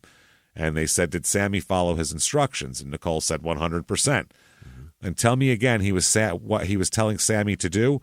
And she said, he's telling Sammy to restrain me, not to let me go, and to hold me there. And they said, what was the purpose of doing that? And she said, she said, I have no idea. It doesn't make any sense to me. She said, quote, you would think he'd want me out, and that's all I wanted. I kept saying, just let me leave. It doesn't have to be this way. Let me go. I will have someone come pick me up. Just let me leave. It does not need to be this way, Greg. I won't say anything. Just let me go.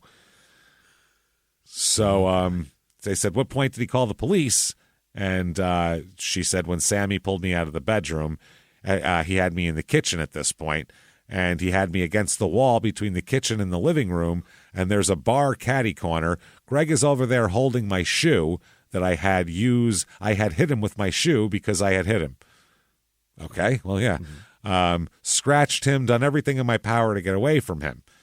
And she said, and he was holding my shoe. I kept saying, please just let me have my shoes. Let me leave. Let me leave. And he held my shoe and said it was evidence.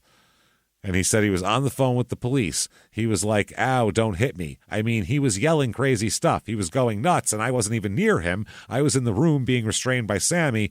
Sammy was holding me there. And what?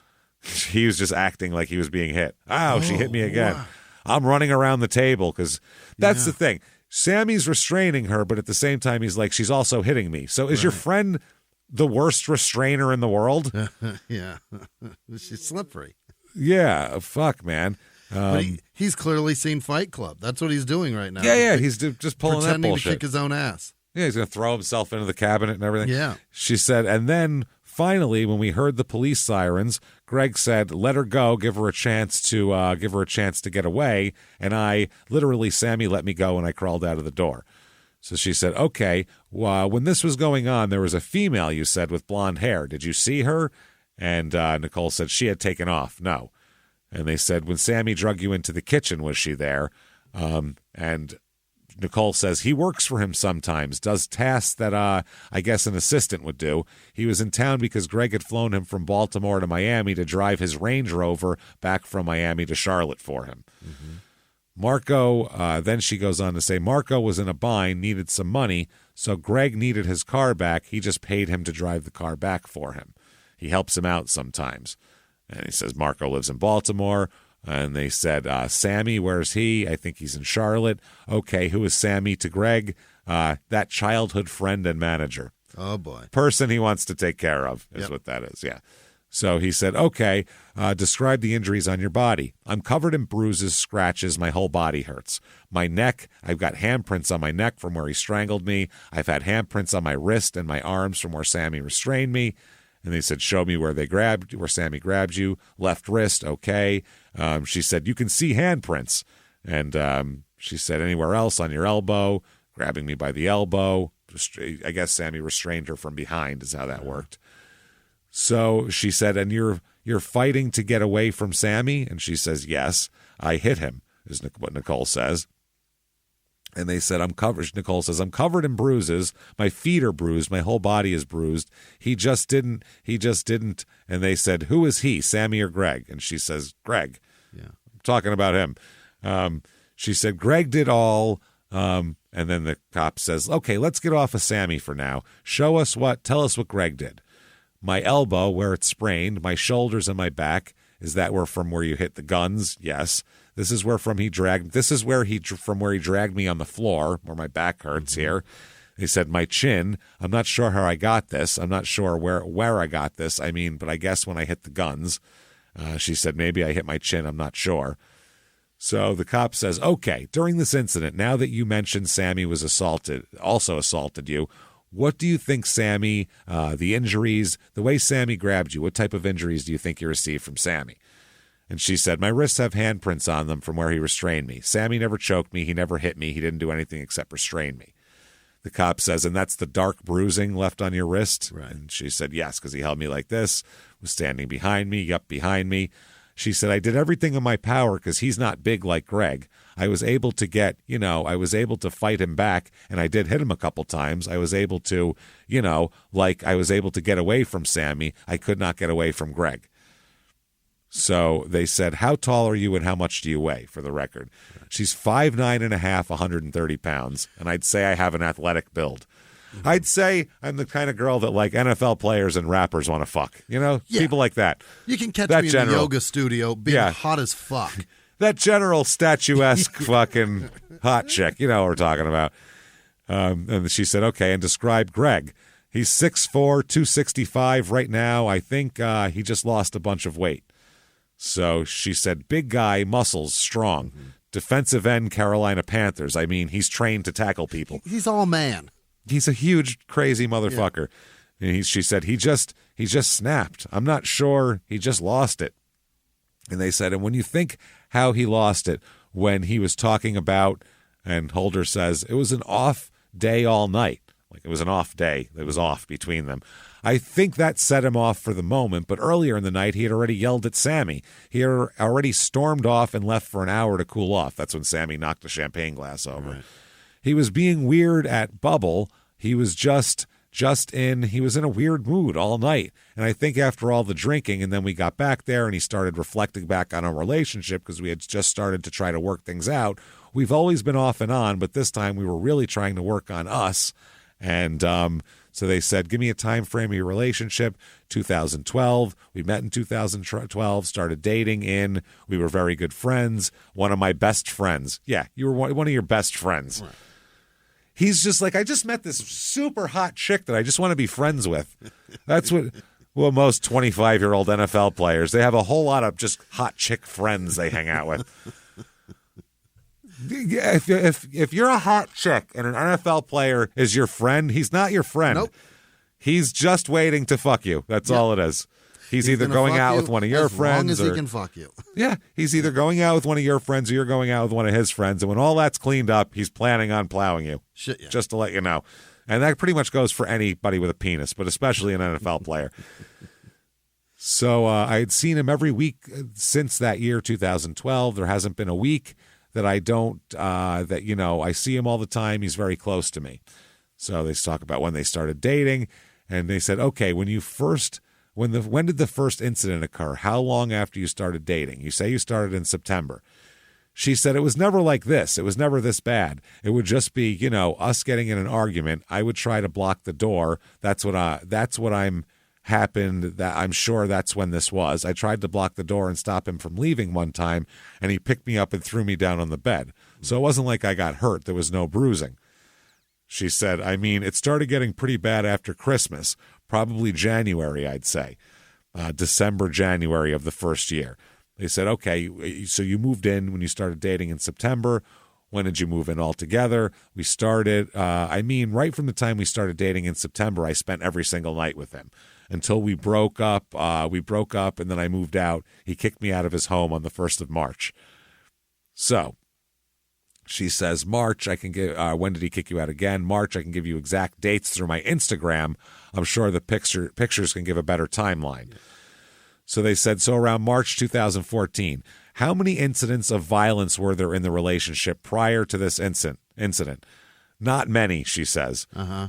So they go, well, what's not many? And Nicole says, a handful. My God. That's too many. Way too many. If you're accepting a handful as fine, that's wrong. In less than 2 years, you've got a handful of domestic violence situations? Just a handful. Get out That's of all. this. Not many. Oh. Wow.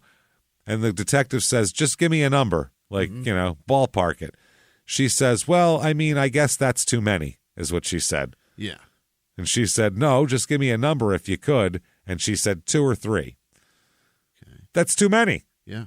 1 is too many. Two or 3 is way too many. They said, did you report any of this in the past? No. Why not? Quote, he terrifies me. And I know that he would have killed me. And they said, why do you think that? She said, because he had said it before. So they said, I mean, like how soon after the relationship or into the relationship? And Nicole said, it's been ever since we broke up in March. So after you guys broke up in March, you were still communicating. Is that when he was threatening you? No, it was never like that, Nicole says. It was, we got along most of the time. He was big on ignoring me, like blocking my phone number. Then he would come back in town and he would fly me out. And then, something would trigger it. We would start getting into arguments. An argument would get escalated. We were constantly on and off. People who don't belong together. Yeah, he's childish as fuck and probably shouldn't be any relationship. This guy's a fucking menace. And you guys are oil and water clearly anyway, so not good. And so she says, quote, how did you come up with, every time I would reach out to him via email, something, begging for him back, begging for him to give me another chance, it was always my fault. Everything was my fault. And she said, but when he threatened to kill you, was that via text or? Nicole said it was just, no one would know it would just be more of us like chilling and hanging out. He would just, we'd be talking up about something and he would just nonchalantly bring up stuff like that. They said, like that he would just kill you? Yeah. And she said, well, that he has people for that. He's got murderers. Really? You haven't made enough. You've only made like $2 million, bro. Right. You don't have enough money to hire murderers at this point. Not good ones anyway. You'll be broke. Yeah. So they said, okay. And what made that conversation come up? And she said she couldn't remember. She said, we've been in a lot of conversations. We've been in a lot of fights, a lot of arguments. It's gotten very escalated. He is very dramatic. He was very stubborn. Mm-hmm. So they said, she said, he gets this weird, it was a fight. It was a bad fight. So then they said that when this other guy was holding you, Sammy, how long was he restraining you? A couple of minutes? They said 2 to 3 minutes. And she said, until the police got there, till you heard the sirens. She said, I would say a good solid minute and a half before Greg called the police, Sammy had he was restraining me. And she said, and the hands were up across your chest. And during the whole time that Greg was on the phone with the police, the whole time he was restraining me. So it was more like 5 minutes. Yeah. Just went by fast. So they said he moved me from the bedroom to the kitchen. You called for Sammy. Sammy moved him in. They're just going over it a couple of times there. Mm-hmm. They said, so he grabbed you like this and brought you out of the room. And she said, no, it was more like this. Bear hug from behind. They're trying to get her to tell the same story a few times. So they know if it's true or not here. So they said, was Sammy saying anything to you when he was pulling you, or if you can remember? And she said, no, I just kept begging him to put me down. He wasn't talking. Greg was on the phone. He was being quiet. He just did exactly what Greg asked him to do. And they said, were your feet on the ground or did he pick you up off the ground? And she said, both. So, yeah, she said he was actually carrying you. Mostly when I was in the kitchen, I was on the ground. He dragged me and carried me. I was kicking. I mean, it was like bad. Yeah, someone's fucking dragging you like a bouncer throwing you out of the bar, but not letting you leave. So she said, they said, is there anything you think is important that we need to know that we might not have asked you? Something that would be pertinent to this investigation that would help out. And Nicole says, his family, his mother hates me. I don't know what that's pertinent for, but I think it's hilarious. He told his mom about Nelly, and she despises me. She hates Nelly. You don't understand. Worse than me. The only two persons she hates more than me is Nelly. So they said, was it Charlotte? Is she from Charlotte? And she said, she's here. She works right here. I guess the mother. She lives in Charlotte? Yeah, in Huntersville. They said, no, where is Greg from? Memphis, Tennessee. That's where he grew up there. She said his buddies all work for him. David Martin, Sammy Curtis, Marco, and his other assistant was not there. His assistant's name is Mo. She said his new one, and they will do anything for him. They have sat in front of my house before. I've come home from work, and his assistants have been parked. They say they're just parked there, you know. It's been a different excuse every time that it's happened 3, 4, 5 times. What? I've come home and there's been one of Greg's cars parked. It's not Greg in it. It's one of his assistants. Oh, my. That is creepy as fuck. He makes dudes go stalk her. People stalk you. Mm-hmm. He's had people stalk you. Yeah. Like, what? How do you get to that point in the relationship where you're paying your friends to go stalk a woman for you? Jesus. And they said, this is after you moved out in March? And she said, yeah. And they say, so what do you equate this as? Which is a weird question to ask her. Yeah. And she said, he was showing up at my house uninvited many times, standing on my door, coming in. One time he came in, stormed straight upstairs, looking in my closet, smelling my pillows, my towels. He always thinks I'm cheating on him. Smelling towels? He's like, you're out of Band-Aids. I knew it. Nelly's been here. Pillows? What the fuck? Sniffing pillows and towels. That's such a weird Smelling thing for cologne. do. Yeah, that's a crazy person does that. Yeah. A sick, crazy fuck. They said, do you have a key? Does he have a key? No. Then how did he get in? My roommate doesn't sleep there. She lives with her boyfriend, so I'm there by myself every night. They said, well, how would he come in? I would let him in. They said, okay. Didn't know if it was a break-in. And she says, I've always loved him. I love him. Okay. Or I loved him, she says. They said, I've always been wanting him to get better, wanting us to get better. I've always wanted that. Okay. That's what she said. So, yeah, she sat around waiting for him to stop hitting her during this relationship, stop being a dick, and that's impossible. So then he broke up with her. And then she fucked Nelly, and then, God forbid, now it's all on. He cannot let it go. At all. Not at all. So he's released on bond the next day, and he's charged with misdemeanor assault on a female and communicating a threat. They said she has large areas of bruising and swelling, slammed all around.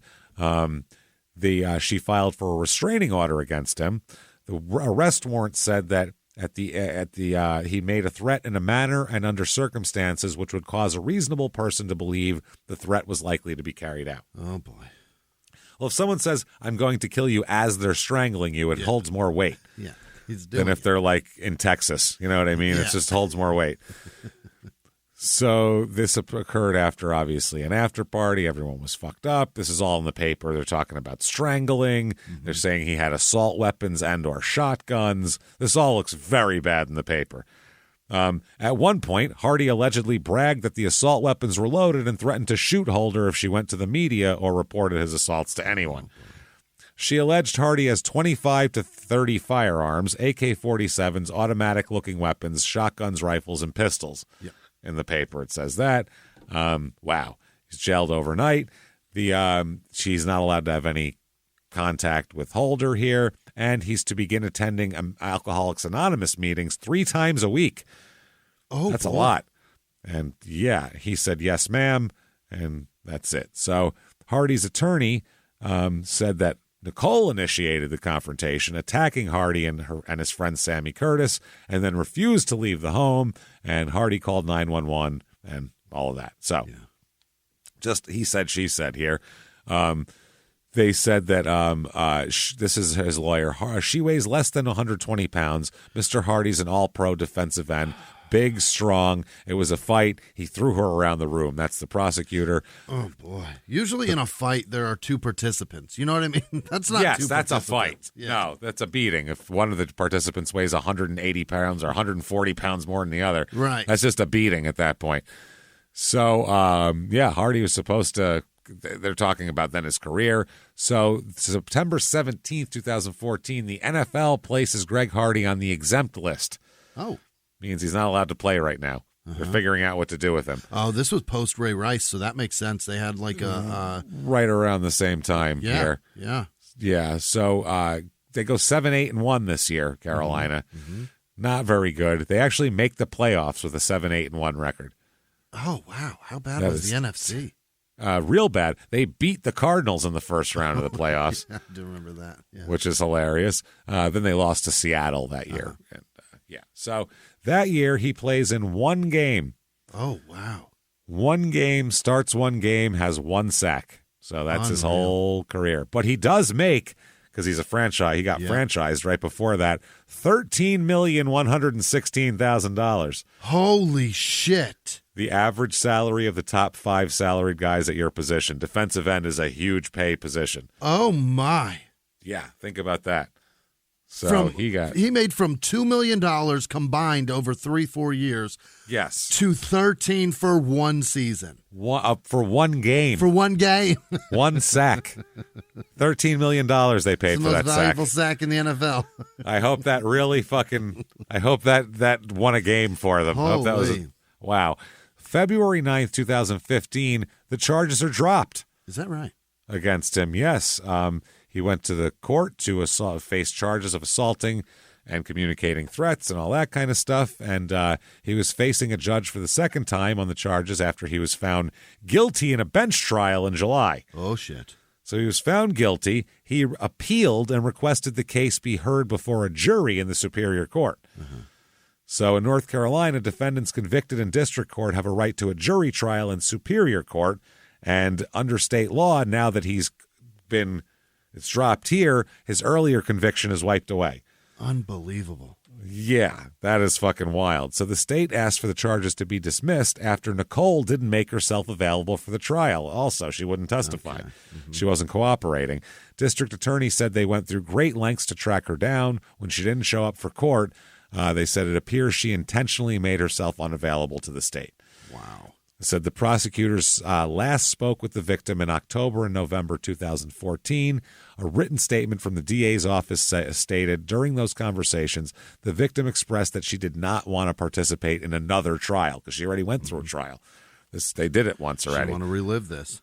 Yep, and they haven't been able to reach her since November. So the DA said he visited her home, employer, and even put surveillance on her new home where she was believed to be living. And they said that it wouldn't be appropriate to move forward with the case without her because they don't have any evidence at that point.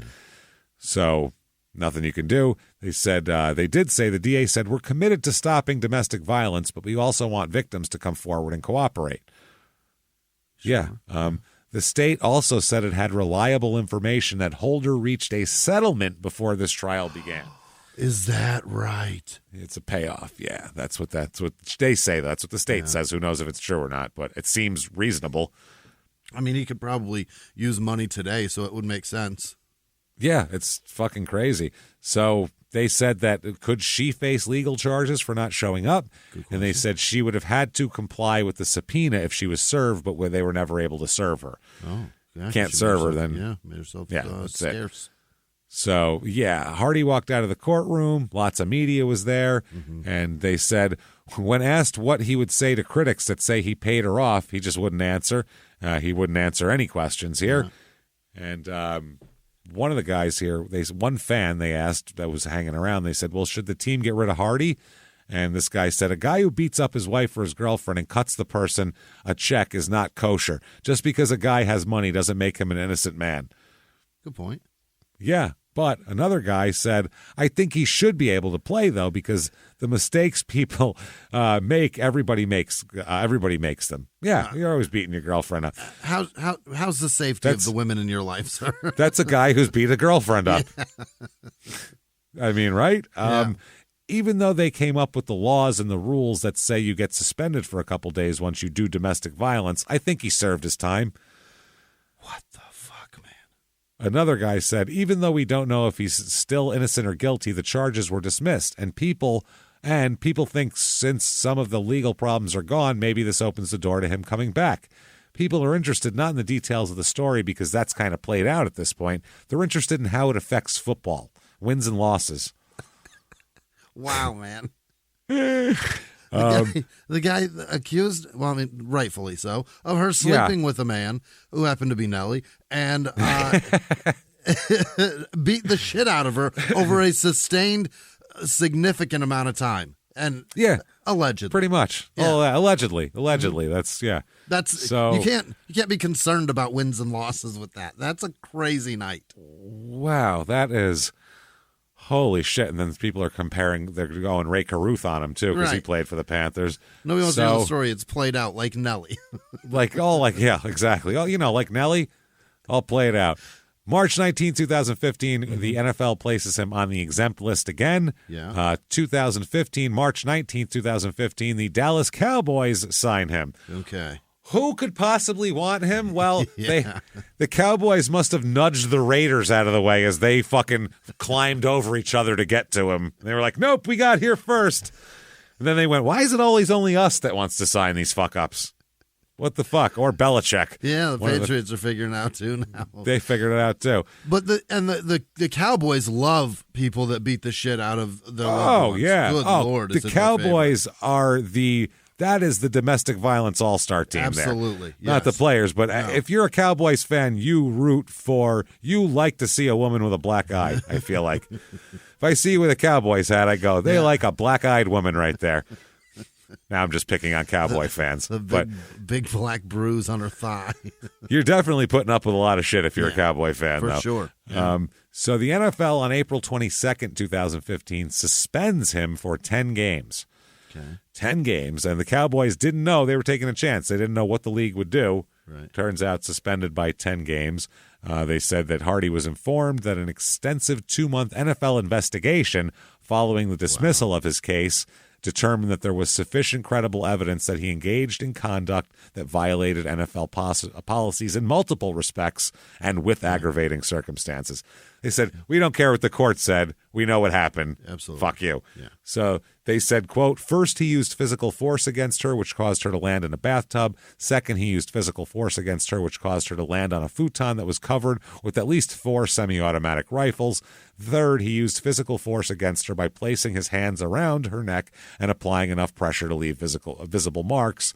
And fourth, he used his own physical force to shove her against a wall in the apartment's hall entryway. The net effects of these acts is that Ms. Holder was severely traumatized and sustained a range of injuries, including bruises, scratches on her neck, shoulders, upper back, arms, and feet. That's Roger Goodell's letter. It's a great assessment. Finally, It sounds like they're stepping up. Somebody, the use of physical force under the circumstances present here against a woman substantially smaller than you, this is the letter to Greg Hardy, and in the presence of powerful military-style assault weapons constitutes a significant act of violence in violation of the personal conduct policy. You, sir, may fuck off, since the court didn't give it to him. Right. 10 games. They also found that Hardy failed to provide complete and accurate information to the league in conjunction with the investigation. Oh. Yes, the suspension will begin September 5th, and he's eligible to return after the 10th game of the season. If he serves all 10 games, his first appearance will be Thanksgiving. Okay. So they suspend him. September 2015, everything's going so wonderful. Yeah. A son is born. Jesus. What? He's got 10 games. He's got 10 weeks of suspension to fucking hang around the house and bring him up. A son is born. No idea who he impregnates. Yeah. But son is born. What do you think he's going to name him, Jimmy? Oh, no way. Is it the third? No, he doesn't. He doesn't. Good. He names him Carter. Oh. After Lil Quincy, Wayne. I believe. No, I'm just kidding. Probably after Lil Wayne. He seems to be a music fan. Yeah. Well, definitely not after Nelly. We know that much. Maybe it's after Jay-Z. So October 5th, they place him on the exempt list. October 5th, he's reinstated from suspension. So he gets the suspension cut down, actually, like in half. 2015 Cowboys, they're hot. 4-12. Oh, boy. Sucking hard. Greg plays in all 12 games he's not suspended for. Okay. He starts all 12 games, and he has 6 sacks. Okay, not bad. So not bad, getting back into the groove of things. He does make some dumb comments here. Okay. Yes. They talked to him on October 6th, 2015. Wow. He says he's taking aim at Tom Brady and the New England Patriots here because they're going to play them that week. And he says that, they have, he wants to put pressure on Brady, and he's going to have a key role in everything. And he says, quote, they said, what are your views facing Tom Brady? And he says, the same way I did last time I saw him, hopefully on the ground. Okay. So that's what he's talking some shit. He said, I love seeing Tom Brady. You seen his wife? I hope she comes to the game. I hope her sister comes to the game. Oh, my God. What is it? I'm going to beat his wife? I'm going to beat his wife and fuck his sister-in-law is what I'm going to do. His wife looks good, but she'd look better with 2 black eyes and a dick in her sister. I'll tell you that much. What is he trying to say? He's going to fuck his sister. Yeah. Or her sister, right. Sorry. So the Patriots provided Tom Brady's thoughts on that. Yeah. Brady said, I'm just getting ready to play. I'm focused on my job. He's a great player. It takes a lot of different things to handle a guy like that. He's been a great player since he's been in the league. We're going to have to prepare for him and be ready for the different types of moves that he's got. They have a good D-line anyway. They count on getting pressure from their front four to get to the quarterback. I don't really care about his personal feelings. He talks about football. Yeah, he just said professional stuff rather than I want to fuck his wife's sister. That's hilarious. He also expressed, he said he was very excited to get out there. He said, quote, I hope I come out guns blazing. Oh, my God. Don't say that after you threw the – that's just dumb. Yeah, they were not happy. The league wasn't happy with his choice of words, considering he's him. The coach said, well, we just addressed it immediately. In other words, we had to talk to him. That's not how we want to operate as an organization. Players and coaches in our organization understand that. We want to distinguish ourselves with our play, not with what we say. Right. We want to define ourselves with what we do. Greg understands that now. That's how we want to proceed going forward. Some of Greg's comments in his first contract with the media, he starts getting real bizarre here, too. Yeah. He starts doing some weird shit. October 26, 2015, he's in a heated argument with the special teams coordinator of the Cowboys, which is very weird because he doesn't play special teams. You should have no reason to talk to that man. It's very odd. He became upset in the fourth quarter. He shoved teammates and got in a shouting match with Des Bryant after the Cowboys gave off. This is why he yelled at him. The Cowboys gave up a 100-yard kickoff return for a touchdown. So he was yelling at the special teams guy that you suck, which is the head coach's job, not yours. Head coaches like to yell at people. Yeah. And when you jump the gun and yell at someone before they get a chance to yell at someone, not going to make them happy at all. So after the game, though, Jason Garrett and Jerry Jones, of course, applauded Hardy's passion. He cares. You fucking idiots. We knew he's had passion. Passion was never the issue. Got to give him credit. When you're strangling a woman telling her you're going to kill her, that's passion. That's not good passion. It's certainly a moment of passion. Jesus, it's fucking insane, allegedly. He said, wow. The footage was shown in the post-game show and all the TV shows, and they really made a big deal out of it. And he said, no comment. The coach that he yelled at said he wanted to get in there and kind of get some of the guys a little bit, maybe get them fired up.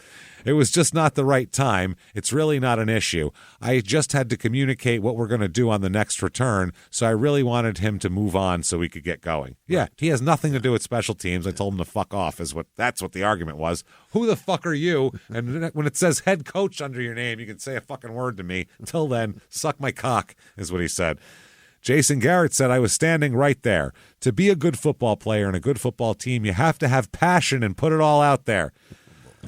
Sometimes in a game, things don't go well and you have a response. A pro football coach and a pro football team understand that those things happen. You want the guys with passion. You do. You do, on the field. Yeah. Yeah. Wow. Teammates also, one of his teammates said, it was surprising he was in there. I know when he came, he kind of pushed me a little bit. I just didn't realize he was, who he was. I was like, oh yeah, who is this? Once you realize it's Greg, you're like, we need to make a play. We understand that was our fault to give up that lead, and he was just showing us the passion to show us we need to fix it. I think after you give up a 100-yard kick return, that coach, that special teams coach, knows he's going to get grilled by the head coach later on. So he is going to absolutely let you know what the fuck you did wrong, and you don't need Greg Hardy probably to tell you. Wow, what a fucking dick. Anyway, November 5th, 2015, his domestic violence-related charges are expunged from his criminal record. Is that right? Yep. His attorney informed Charlotte Observer of the whole thing here.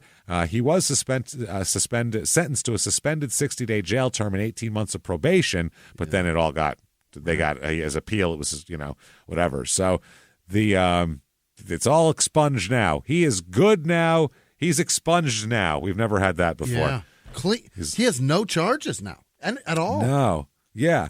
Then November 6th, 2014 or 2015, more details come out from about the night. Before all that stuff I told you, that wasn't public. Oh. That wasn't public until later. At the time it was going on, she said he beat her up, and he said that she attacked him, and it was he said, she said, and we don't know what's going on. None of all those details were public. Unbelievable. So it's one of those. And then Deadspin comes out with, this is why NFL star Greg Hardy was arrested for assaulting his ex-girlfriend. Mm-hmm. And this is how it starts. Quote, barefoot and frightened, Nicole Holder walked as fast as she could through the darkness, and the moment she saw the cops, she ran. That's not a good way to start. No. And they talk about all the kill me so I don't have to. That's when that comes out. Wow. All that kind of shit. It's a lot. And she also told an officer at the time, quote, it doesn't matter. Nothing's going to happen to him anyway. Jesus, she knew. She knew. And she was right. I mean, that's what it is. So they talk all about this. They talk about Jerry Jones, called him a real leader who has the respect of all his teammates. And they said, unlike Ray Rice, who, Hardy hasn't become a pariah. It's not on video. So he's all good. So Hardy won't talk about it at all. He won't tell anybody what happened or what's going on here. He doesn't want to be reminded. No, but they had photos that they published from that night, and it's fucking, I mean, this article is really damning. I mean, it's a bad fucking article. They talk about, quote, this is a quote from her, it was really up and down. It always seemed like there was an issue. It was either really good or really bad. I felt I didn't think there was any in between. Talks about his entourage and shit like that, bottle of champagne, party foul, all the shit she described. Mm-hmm.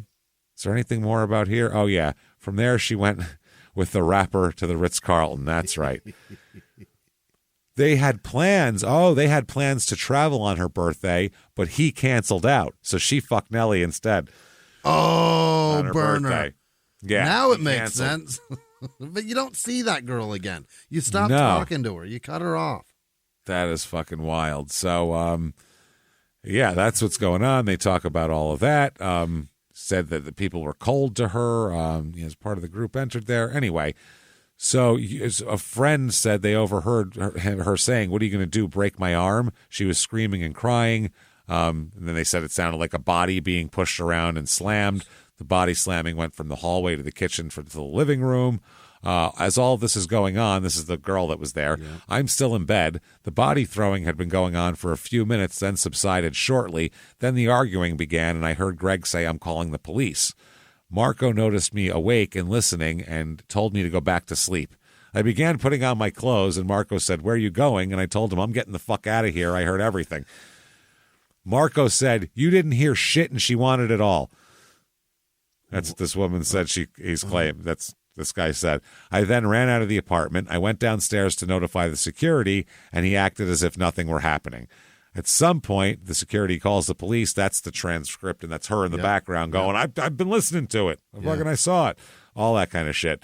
Now, the one guy who said he's no longer Hardy's manager and working on his own business here, and they couldn't reach people for comment. Not a lot of people want to comment. I feel like people are a little frightened of him. Yeah.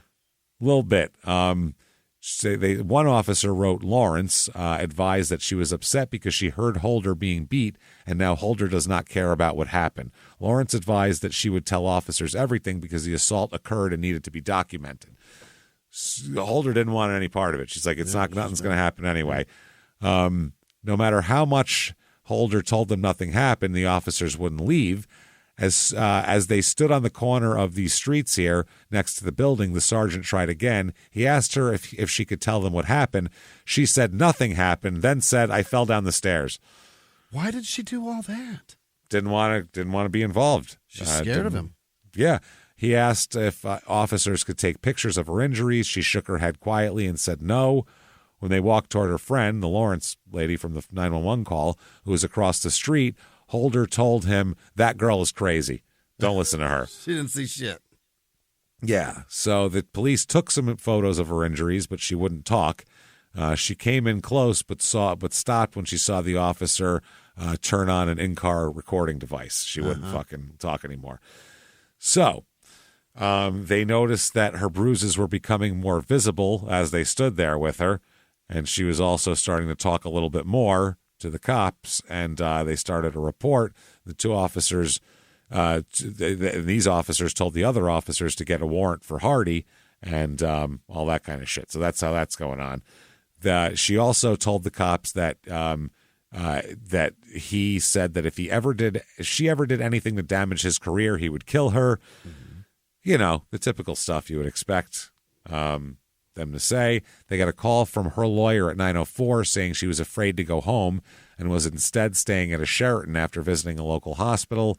And at the hotel, she gave the full interview to the police. From the Ritz to the fucking Sheraton, poor thing. To the Sheraton, yeah, with a stop at the hospital in between. They said that the officer noticed a rifle leaning on a windowsill when they went up to Hardy's apartment. Hardy said it was an air rifle, and they said from their distance it looked like an air rifle. They asked if he had any other weapons. He said he had a handgun in his bedroom. He said the only other weapon was a handgun. And when Hardy was forced by his arrest to turn over his weapons, he gives up 10 firearms. Wow. Yeah, okay. .223 caliber. It's in handwriting on a thing, so I got to make that's an AR. A Tavor? Tavor? Tavor? I don't know. Something like that, it looks like. That might be a brand. An L1A1 Sporter 308. Yep. 308 caliber. What is this? A POF? P415? Okay. It says multi-caliber. What the fuck is that? That means it probably has several barrels for it. 22 caliber, looks like a rifle, an SSAR, a 22 again, 12-gauge Highlander shotgun, Century Arms 7.62, a Mossberg 12-gauge, and a Benelli M4 12-gauge. That's a nice 12-gauge, he's got a lot of fucking guns, a lot of big guns. Rifle there. Expensive shit. Yeah. So, they said that Hardy said they got they asked where were the guns during all this, and Hardy said they got put up. What the fuck that means? Yeah, we put them away. So overall, the documents, it says, portray a group of officers who took the case seriously and investigated rigorously, but the police didn't return phone calls to the press about a lot of things, and they said the guns weren't the only part of the story that evolved. The bit from the 911 call about how Holder was a girl or a friend that got brought home was gone. Right. So that's the thing, too. No matter what, he said, I don't even know this girl. One of my friends brought her home. She's all coked up and acting crazy. So she was lying from the start. Yep. from the fucking start. Holder also showed another officer a text asking her to meet Hardy there from Hardy. She's like, I know him. Trust me. We've been together. Here's a million pictures of us together. His number's in my phone. I didn't just show up here. Yeah, it's fucking crazy. So they said they called the police department. Supervisors said after hearing Hardy's story and asking her to listen to the 911 call and call him back to see if it matched what Hardy had told him, she said it didn't sound like what I had described her. So, yeah, his stories didn't match up, is what they're saying here. So, wow. The police took his written statement, took a few pictures of his injuries, headed back downstairs. One officer saw the Harris guy, as he was leaving the bedroom inside the apartment. The officer asked Harris, who had the blonde chick was in there, Lawrence, told her that she hadn't heard anything and that Holder had been asking for it and if he heard or saw anything. And he said no. And that never happened. He later changed his mind and gave an interview to police in which he denied having told Lawrence to ignore what happened, insinuating that Holder was drunk and a gold digger and that he was pretty sure that Hardy never hit Holder because, quote, it didn't look like she was smacked. She's a gold digger. Gold digger who didn't look smacked. Wow, that's fucking wild. So, yeah, they said that fuck, man, that is so crazy. Her relatives and a lawyer refused to help on this when they went to the second trial. They said she had pictures dated since the trial showing her all over the place. They were trying to track her down and they couldn't. So they said comparing her different statements, they all seem very consistent. Yep. Whereas his don't, obviously. So either way, Hardy's declared legally innocent, goes back to the NFL. Oh, and that, by the way, his contract expires. He's declared a free agent, and nobody cares to re-sign him at this point in time in the NFL. Once that article comes out, that's what ended it all for him. Unbelievable. That article. That was over. Once people found out the details, nobody fucking wanted anything to do with him. Even Jerry Jones was like, that's a little much for us. Is that right? So his total career earnings are $18,838,165. Done in the NFL. Out. Oh, my God. Out. So, I mean, Jesus Christ, this is terrible. Fuck this. She obviously went through some shit, this woman. That's a tough night. And no matter what, it's a tough everything. And, the whole thing, you got to feel bad for her. So bad just to be able to be like, nothing's going to happen anyway. Who cares? I was just going to run away. Jesus. I mean, Jesus, them. I mean, the Panthers really got fucked in the ass on their whole deal. I mean, the Cowboys even. I feel bad for all these people, Jimmy, but not nearly as bad as I feel for Greg Hardy, Chief Operating Officer at UP Auto in London, Ontario, Canada. Holy shit. He's a president of a company. Greg Hardy, telecommunications professional, Seattle, Washington. Greg Hardy, lead carpenter at Hot Construction in Rochester, Massachusetts here. And finally, Greg Hardy, senior program manager at Boeing. Oh, my God. That guy's actually an important cat. He went to the Missouri University of Science and Technology. Holy shit. Yeah, that's fucking crazy. September 26, 2016, he's arrested again. Is that right? Here he goes. What's he arrested for this time? Cocaine, baby. Oh. That's what Greg Hardy needs, fucking cocaine. Pulled over for failure to signal a left turn. They search his vehicle and find cocaine and some, shake of weed. But coke is the problem. Just want to justify the NFL of not signing me again. Here's why. Yeah. Hardy told the police he didn't know what was in the bag that the cop said was cocaine. I don't know what that is. He said somebody gave it to me at a party the night before. Okay. I don't know what to tell you. Yeah. So it tests positive for cocaine. It was in his wallet, by the way. When people give me unknown things, I stuff them in my wallet immediately. Unknown things that look a lot like drugs. Yeah. I don't know what they are. I'll keep it in my wallet in case I want it. Hang on to this. I'll ask somebody what it is later. Fuck, man. He said he'd been passing his... Oh, my God. Quote... He said, look, yes, it was in my wallet. And they said, well, how the fuck did it get in your wallet if you didn't put it there? And he said, well, perfectly reasonable explanation for this. Yeah. I'd been passing my wallet around at a party. Okay. Number one, nobody passes their wallet around at a party, especially a guy who actually has something to steal. Right. Number two, when someone's passing around a wallet, no one then puts expensive drugs in the said wallet. This is a very generous party. Everyone's very generous here. Trusting and generous. They said, why were you passing your wallet around at a party? And he says, quote, because he was paying for everybody, and that must have been when the baggie was put in his wallet. Okay. So he, rather than dish out money, he just passed his wallet and said, just take what you need. Use whatever's in there for whatever.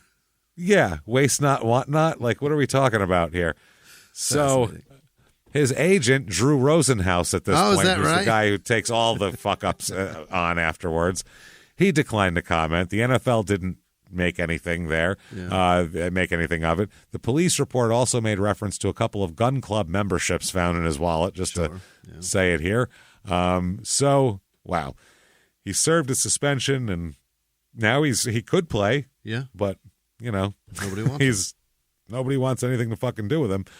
There's also reports that he had skipped meetings and had altercations with teammates in Dallas as well. Oh. Well, they were saying what a great leader he was and everything. He was actually missing meetings and being a general dick.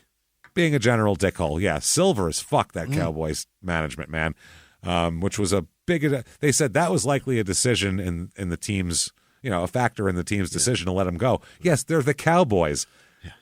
If he was playing well and being a team leader, it doesn't matter what he did. They could watch him walking around Columbine with an AR-15, and they'd be like, well, you know what, though? 15 sacks.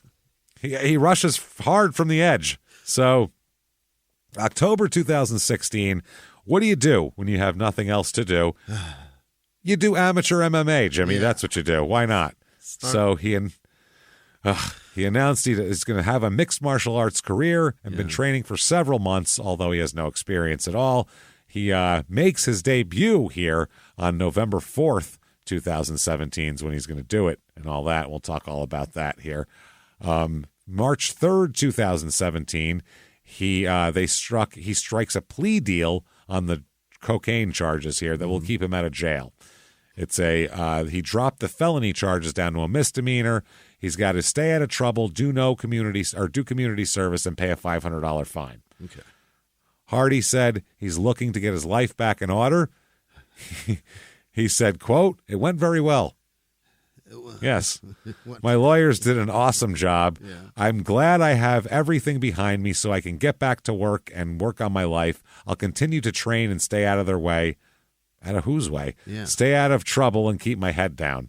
Yeah, you should do that probably. That would be terrific if you did that. So, wow. 2017 has his first fight, November 4th, 2017. He's going to go by Prince of War is going to be his nickname.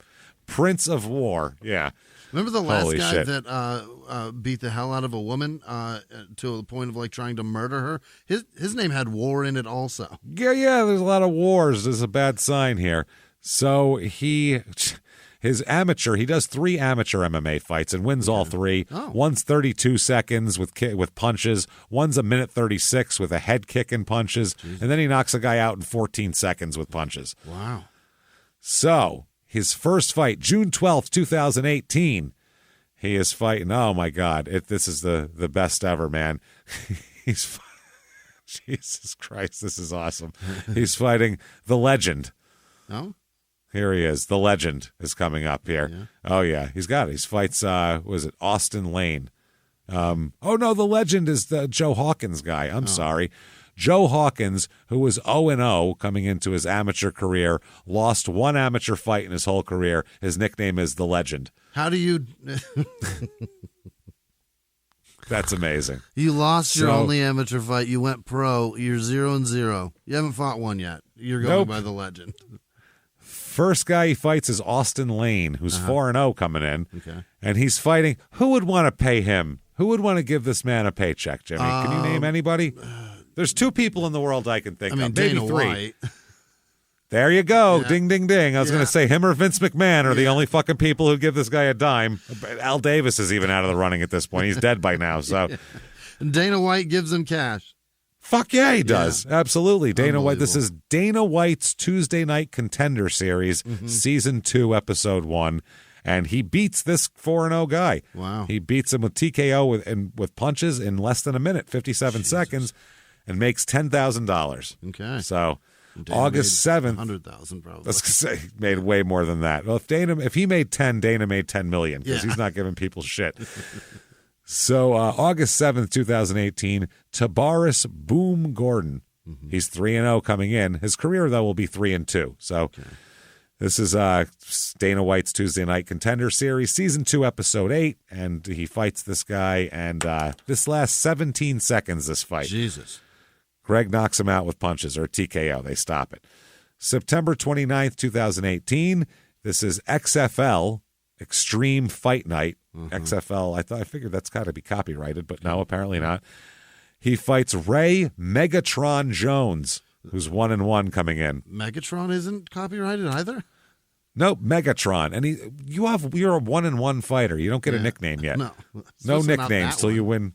No, when you win 10 fights, get a nickname. Till that, shut the fuck up. So this fight goes 53 seconds. Okay. And it's a KO with punches against Ray Megatron Jones. November 2018, a daughter is born. Oh, that's Jesus. What he needs. Yeah. A young female life to mold. Perfect. In your life. Jesus, poor kid. So January 19th, 2009, 19, I should say, he fights Alan Pretty Boy Crowder, who is 9-3 coming in. This is at the event UFC Fight Night 143. Oh. And this fight he's disqualified for using an illegal knee. Oh. Greg is. To the balls or something? Somewhere in the second round this happens. He does make $78,500 off of that. Okay. Next up, to April 27, 2019, Dmitry the Lifeguard Smolyakov. Yeah. The Lifeguard. That's a hell of a hell of a gimmick. 9-2 coming into this fight, but he's 9-4 career. So you see what happens here. TKO with punches. Greg wins. He makes $153,000 off that fight. Oh shit! Yeah, UFC is paying him. 4-1 he is now. Now July 20th, 2019, he fights Juan the Kraken Adams. Mm-hmm. And he's 5-1 coming in. This is UFC on ESPN 4. And Greg wins TKO with punches. The Quattro. 4. I think it's the 4th time they've done it. Oh, God. Not on ESPN 4. It's UFC on ESPN Part 4, I think. Got it. Okay. The 4th in the series. 4th installment in the series. Okay. So 45 seconds, this is a TKO in. Greg wins. He's 5-1 now. Oh. He next fights on October 18, 2019, Ben Saucely, whose nickname is the Combat Wombat. I like that, actually. He's 7. Yeah, he's 7-2 coming in, 7-3 career, and so we know what that's all about here. This is on UFC on ESPN Part 6, not ESPN 6. And apparently he beats him by unanimous decision, 29-28, 29-28, 29-28. But, after the night concluded, the commission stated that the inspector that cleared Hardy to use his inhaler didn't have the authority to do so, and the fight now has to be overturned as a no contest. Oh. So he's still 5-1. But he did make $89,000 off it. That's nice. Next up, November 19th, 2019, Alexander Drago Volkov. Oh. So he's named after Ivan Drago and Nikolai Volkov. Run from this man. At the same time. He's 30-7. That's a good fighter, yeah. That's an experienced fighter. This is UFC Fight Night 163, and this goes all 3 rounds, goes the distance, and he loses a decision, a unanimous decision. Yeah. He's 5-2 now, but he made $94,000 for that fight. He is raking it in. May 9th, I guess not. That was November 9th, 2020. Then in May, he fights again. So for a guy that was used to making a lot of stretch, yeah. He next fights Jorgen the Mad Titan De Castro, who's 6-0 coming into this fight. And this goes all 3 rounds again. Goes the distance. Yeah. This time he wins a unanimous decision. Greg does. 6-2, $185,000 he makes for that fight. Wow. Now, here's where he fights the man with the greatest nickname of all time. What is it? In any fight that we've ever done, any fighter. Better than the Combat Wombat? Better than that, okay. yes. He is, it's Maurice Green is his name, and he goes by Maurice the Crochet Boss Green. What? The Crochet Boss. He's like, yeah, real men crochet, motherfucker. I'll beat your ass and stab you with these sticks. That is the greatest nickname of all time. The Crochet Boss. The Crochet Boss. How amazing is that? Oh, man. My cousin Ian was so excited when he found that. He was like, the Crochet Boss, James. This is great. That's some humility. It's so cool. So 9-4 is the Crochet Boss, and Greg crochets all over his face with a TKO with punches. Shit. In the second round. 7-2 for Greg. $195,000 he makes for that. Wow. Holy shit. Now, November 1st, 2020, he's on UFC on ESPN, number 39 now. Right. He vows to clear his name about past controversies. It's not enough that it's behind him. He declares, quote, I'm innocent. Oh. He's innocent. That's right, goddammit. He said, some people from my past coming to extort me, put me in crazy situations, try to take food out of my family's mouth. And then there were a lot of outside circumstances going on. I was breaking down in my bathroom before I even started to fight. I was in tears trying to figure out how we're going to function and if I could go on. It was just a lot of drama, man. People trying to take advantage of my situation. He said, they're trying to prey on me, man. You guys know me by now. I would have jumped off a building or done so crazy. Done so crazy? I don't know. If I was that guy you're always talking about. I'm not. I never will be. I'm a good guy. I've been a good guy. An innocent man. Okay. I always have been. All right. Wow. Don't protest too much. Holy a little bit, right? Especially when no one's even asking. Right. He said the hate against me was so loud that you would have never believed me. No one would ever believe me. I've been telling you the same thing since literally day one. From the very beginning, I have said the same exact thing. No, you haven't. Now, yeah, no. He said, well, you know what? Let's let them finish out in their own words. What do you say here? All right. I think it's time. We haven't heard from him in that context. In their own words, quote, now it's just the time to where I'm in a place where I brought myself back. My family is safe from being targeted. My financial situation is not. My career is not. My family's safe. So now I can actually start to put the truth out there. I have a son. I have a daughter who carries my last name. I need that name cleared. My little brother's about to try to get into the NBA and the NFL. Wow. What? I need them to have that name and to be proud to wear that name and to not be persecuted and not be talked about and not be brought down by that name because it's not right. That's why I'm doing this. Okay. He just wants to give, Jimmy. Yeah. Giver. He's just so generous. He fights Marcin Tybura. He's 20-6. Loses TKO to punches here. Oh. Second round, 431. He's 7-3. Made $105,000 off that fight. Not bad. Next up, he fights Tai Bam Tuivasa. And Tai is TAI. Is 11-3 coming in, and this guy knocks him out in the first round with punches. Uh-oh. First round KO here, and not great for him. So now he's 7-4. Greg, he did make $106,000. All these fights are for UFC, by the way. He went right to UFC. He's made almost $1 million. Yeah. March 5th, 2022, he fights Sergey Spivak, whose nickname is the Polar Bear. Yeah. I like that. This is at UFC 272. Yeah, Sergey's 13-3 coming in. Greg loses to a TKO by punches in the first round. Oh, it is all falling apart. The wheels are coming off. Oh, it's not good. He's 7-5. He made $65,000 for that, and he better save it because a couple days later he is removed from the UFC roster. Uh-oh. That's it. He's out. Been removed from their internal roster. He's unlikely to be re-signed. He's removed from the official rankings, all that shit. And he said that he's far from done with MMA and just got some fine-tuning to do. Okay. Interesting. So he, everybody in MMA, it was a weird thing because some people loved him and some people, normal people hated him. Right. Yeah. So June 15th, 2022, who will have him now? Who? The Bare Knuckle Fighting League. Oh, Jesus. He signed a multi-fight deal with Bare Knuckle Fighting Championships. He said, I'm back and ready to knock everyone out in the baddest promotion there is. Everyone knows I can knock people out, and that's what I'm planning on doing. I can't wait to take the gloves off and rumble for Bare Knuckle Fighting Championship.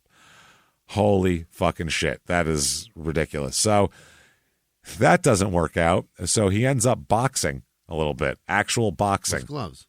With gloves on this Gentleman time. Sport. Yeah.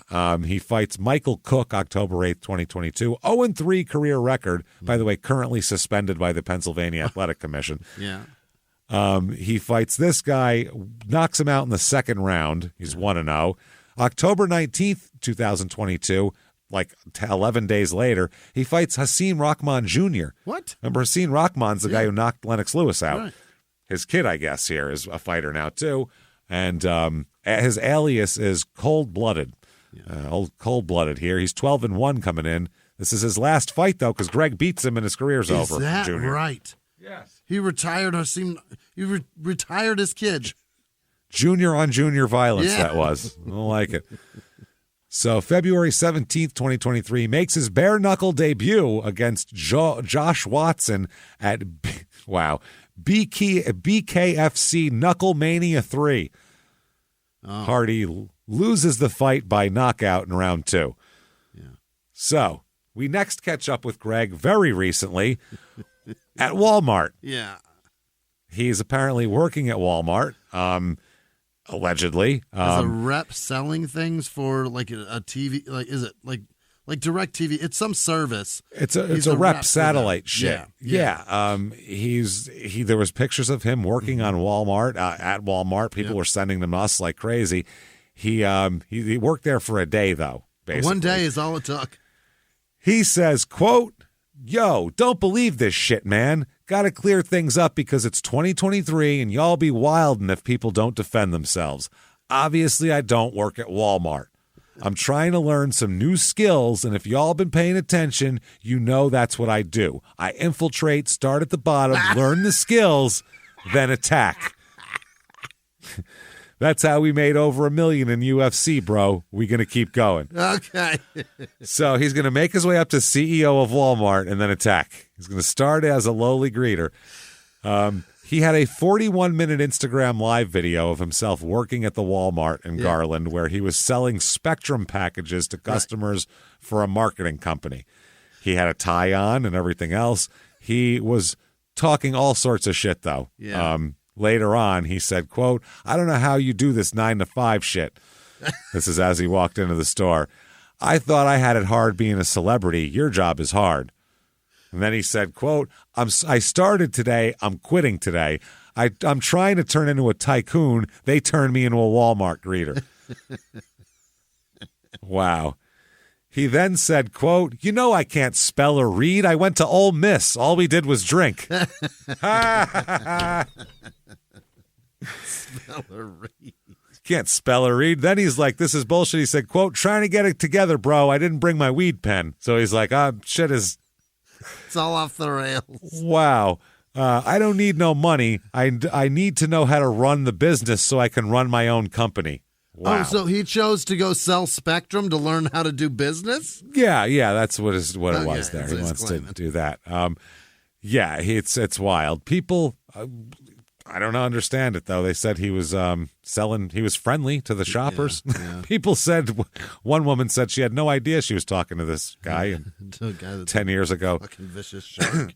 Allegedly beat the shit out of his girlfriend. Yeah. Now, we know, obviously, that net worth things are They're askew. shaky. Yeah, they're not. They're shaky. Not reliable. They say we have $20 million each or some, I don't know, it's probably 30 by now, some crazy amount of money that we absolutely don't have. But on multiple different sites, his net worth right now is valued at $13,000. Oh, my God. It could be $13.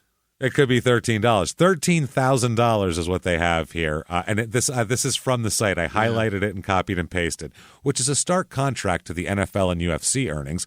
Hardy's net worth is currently valued at $13,000, highlighting the steep fall from grace for the former NFL player. That's how you close a fucking show, with the fall from grace, everybody. Oh, my God. And that is Greg Hardy, and quite a fucking mess of an asshole here. What Just a disappointment. Yeah, he's a dick, and he could have been a great player. When you get 15 sacks and just, I'm going to take this, ball it up, and throw it right in the garbage. Get yourself a $13 million franchise tag contract.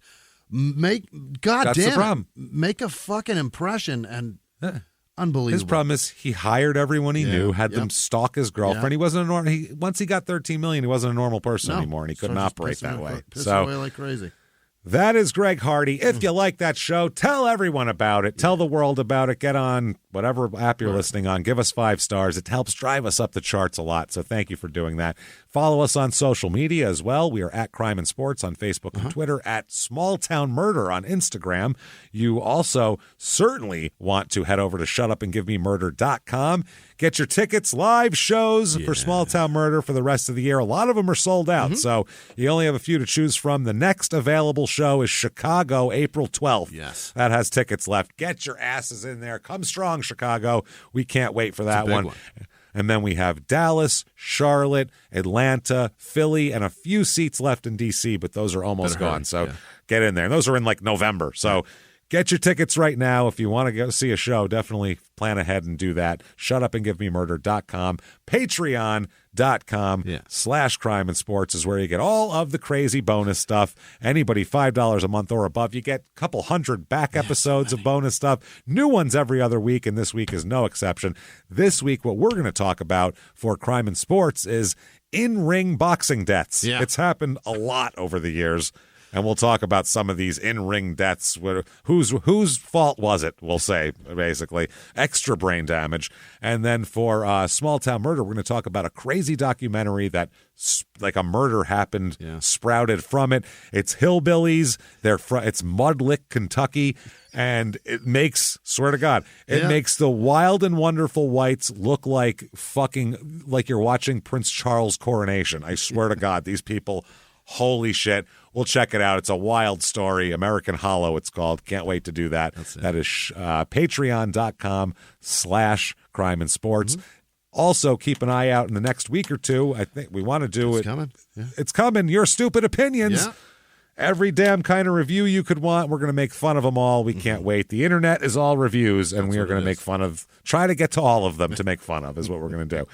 So that'll be a lot of fun. Keep an eye out for that. And you, if you do all the Patreon stuff, and you maybe, or even if you just donate it on PayPal using our email address at Crime and Sports, right? At Crime and Sports. So crimeandsports@gmail.com. Right. Yeah. If you use that, do any of that, what you do get is a shout out. God damn it. And I think the shout-out should be right now, Jimmy. Yeah, what do you say? Sure. I think you should hit me with those shout-outs. Hit me with them, but don't throw me down on a futon full of assault rifles. Jimmy, hit me with that list. This week's executive producers are Alexandra Chico, and she's in the U.S., but her friend from Australia told her about the shows. So we reached somebody in Australia who reached back to the States. Who reached all the way back. Alexandra listening. Thank you, Well, fuck, we took the back door, but thank you. It's good to be here. Christine Lee, Kathleen Winnick maybe, Allie Grimes, in the memory of, because Jordan Bennett donated to say Allie Grimes' name one more again. So thank you, Jordan. That was nice. Thank you. Douglas Samarick, I believe. Marilyn Brandfass, I think. I'm not sure. Thank you guys so much for everything you do for us. It's thank you so much. Above and beyond. Real. You don't have to do it. And Holy we really fuck. appreciate it. You're amazing. Other producers this week are Captain Frank Farillo and the guys in the precinct, Rabbi Shmolovich's favorite wrestler, Abdullah the Butcher, Baby Stinky from Abbott and Costello, Liz Vasquez, Peyton Meadows, Michelle and Canada's husband, Eddie, passed away. Sorry, Michelle. That's terrible. Sorry about that. That's awful. You heal and get beyond it. Jesus. Janice Hill, Amanda Spooner, Rodney Lloyd, Travis Marshall, Sage Grogan graduated kindergarten. Congratulations, Sage. Hang in there. Good for you. It's going to get harder. Jessica Bautista. Yeah, several. 18 probably. Kelly Almost McGregor, Lindsay Turner, Ted Colby, Ann Brannon, Emily Pierce, Charles Doler, Carl Gilmore, Kerry Gunnarsson, Neil Ayers, Lindsay Dishbean, I believe, Rooney Harrington, Shake and Bake, 907, Ryan Washchowski, Waszajzowski. I don't know. Yeah. Kelly. No, Something Kellen. Polish. Yeah, something like that. Kellen Night Engler. shift. Yeah. Name of the deceased, something Polish. This show brought to you by the letter E. Alyssa Kaler, caller maybe. Brad Harms, Amanda Bowie, Marissa Larry maybe. Juliet from Lisbon. Hey, Joseph Lisbon, cool. Fontenot. That's French. Carmen Holden, maybe. Rhonda Mackey, Bonnie Winton, Missy McNally, Paul Kitcherbra. Yeah. Kitch Robin. Boy. Allie Healy. Alive? Okay. Ollie, maybe. It's probably Allie. It might be Ollie. I don't know. Zachary Edward Klima. Julie Prakaza. Tammy McClintock. Shannon Lane. Sherry Griglia. Yep. Joanna D'Onofrio. One of those. Maybe Vincent's wife, Joanna. Oh, Joanne. thank you. Don Thank you Reed. to the D'Onofrio family. Samantha with no last name. Georgina Albanese. Ashley Pino. It's probably just Pino. Taylor Hines. Layla Ostad. Brandon SCH. How do you pronounce that? Shush. Brandon Ch. Eric Cavalli. Just SCH? Wow. SCH. Nope, you need a vowel That's in it. there. You Get a do. vowel. Yeah. Buy one. Fat Sage, I Get can sell one. you one. Corinne P., Aaron Morgan, Eric Cavalli. I said that. Richard Reynolds II, Cameron Holmgren, Heather Powell, Rob Ford, Jen Blevins, Matt Pacheco, Ray Biggs, that's just Steve Locklear, Heather Watkins, Emma DeLong, Crystal Kane from Salty Hive Home and Body. I don't know where that is. Sarah Firth, Maggie Tish, Tyler Dingy, Bryn Wiley, Christian with no last name. What is it? Yeah, the Dingster. McGinnis. Christian with no last name. James Dragon.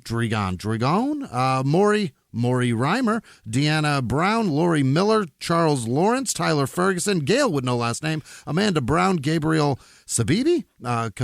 Caitlin Pope. Kevin McKee. Nicole Briggs. Greg Rounds. Nick Powell. Kelly Dodd. Melinda Stafford. Rosalind Phillips. maybe. Zachary Leisure. Maybe. Nicole McVeigh. Christine Charles. Liz Eads. Jeff Howenstein. Amber E. Chris with no last name. Kimberly Rush. Corey Pasichik. Katie Kenny. Shelley Morrison. Paige Daniel. Caitlin Garnica.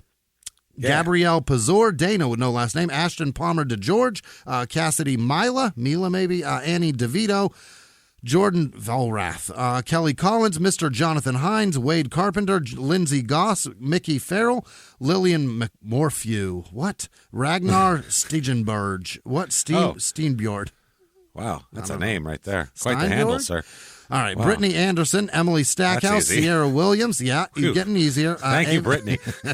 Ava Polvino, Shannon, Maria Kidd, Larissa Hunter, Dustin Sledge, A. Georgia, Dan James, Brian Rice, I think, Matthias, Matt Campman, Cody Polk. Yeah, like the president. Jasmine Fulton, Joe Dennis, Kimberly Lawson, Joshua DeHoff, illegal feet pick dealer. Oh, boy. Ann E., Caitlin Z., Lauren, that's Laura Weddington. Akiva Yasny. Akiva Yasny. Eric Anderson, Manuela Mathis, Kelly Hay. Her. Oh, boy. Hoff? A-E-I-O-U. Courtney Danielle. Daniel. Chelsea Mott. Barry Lawson. Allison De Orlando. Shanna Willett. Maybe. Kimberly Gammon. Gammon. Crystal Ackerman. Amy Corcoran. Tara Daner. Hunter with no last name. Matt D. Wiener. Okay. Jordan Raymond. Like the guy who made Mad Men? Maybe. Jesse, the guy who created Mad Men. Is it? Maybe it is. Yeah. He maybe likes this. Jesse O. Conchetta Brown, and all of our patrons. You guys are fantastic. Thank you. Thank you, everybody, from the bottom of our hearts, honestly, for all that you do for us. Yeah. You keep the show going. Who do we do the show for? You. That's what we do the show for. Yeah. Thank you for doing what you do for us, and we hope you love Patreon and all the bonus episodes. We'll keep them coming, and we won't let up. So thank you for all you do for us. If you want to get a hold of either one of us on social media, real easy to do that. You just go to shutupandgivememurder.com. Links, have it all in there. Yeah. We're all right there. Keep coming, keep hanging out with us and coming back, and because we'll be here, so you might as well come too. Until next week, everybody, it's been our pleasure.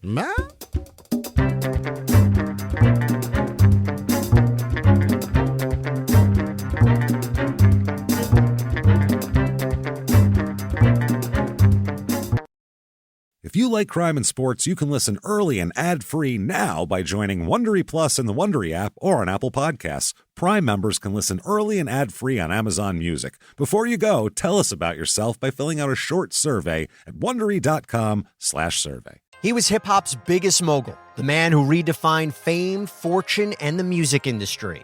The first male rapper to be honored on the Hollywood Walk of Fame, Sean Diddy Combs. Diddy built an empire and lived a life most people only dream about. Everybody know ain't no party like a Diddy party, so. Yeah, that's what's up. But just as quickly as his empire rose, it came crashing down. Today I'm announcing the unsealing of a 3-count indictment, charging Sean Combs with racketeering conspiracy, sex trafficking, interstate transportation for prostitution. I was up. I hit rock bottom, but I make no excuses. I'm disgusted. I'm so sorry. Until you're wearing an orange jumpsuit, it's not real. Now it's real. From his meteoric rise to his shocking fall from grace, from law and crime, this is the rise and fall of Diddy. Listen to the rise and fall of Diddy exclusively with Wondery Plus.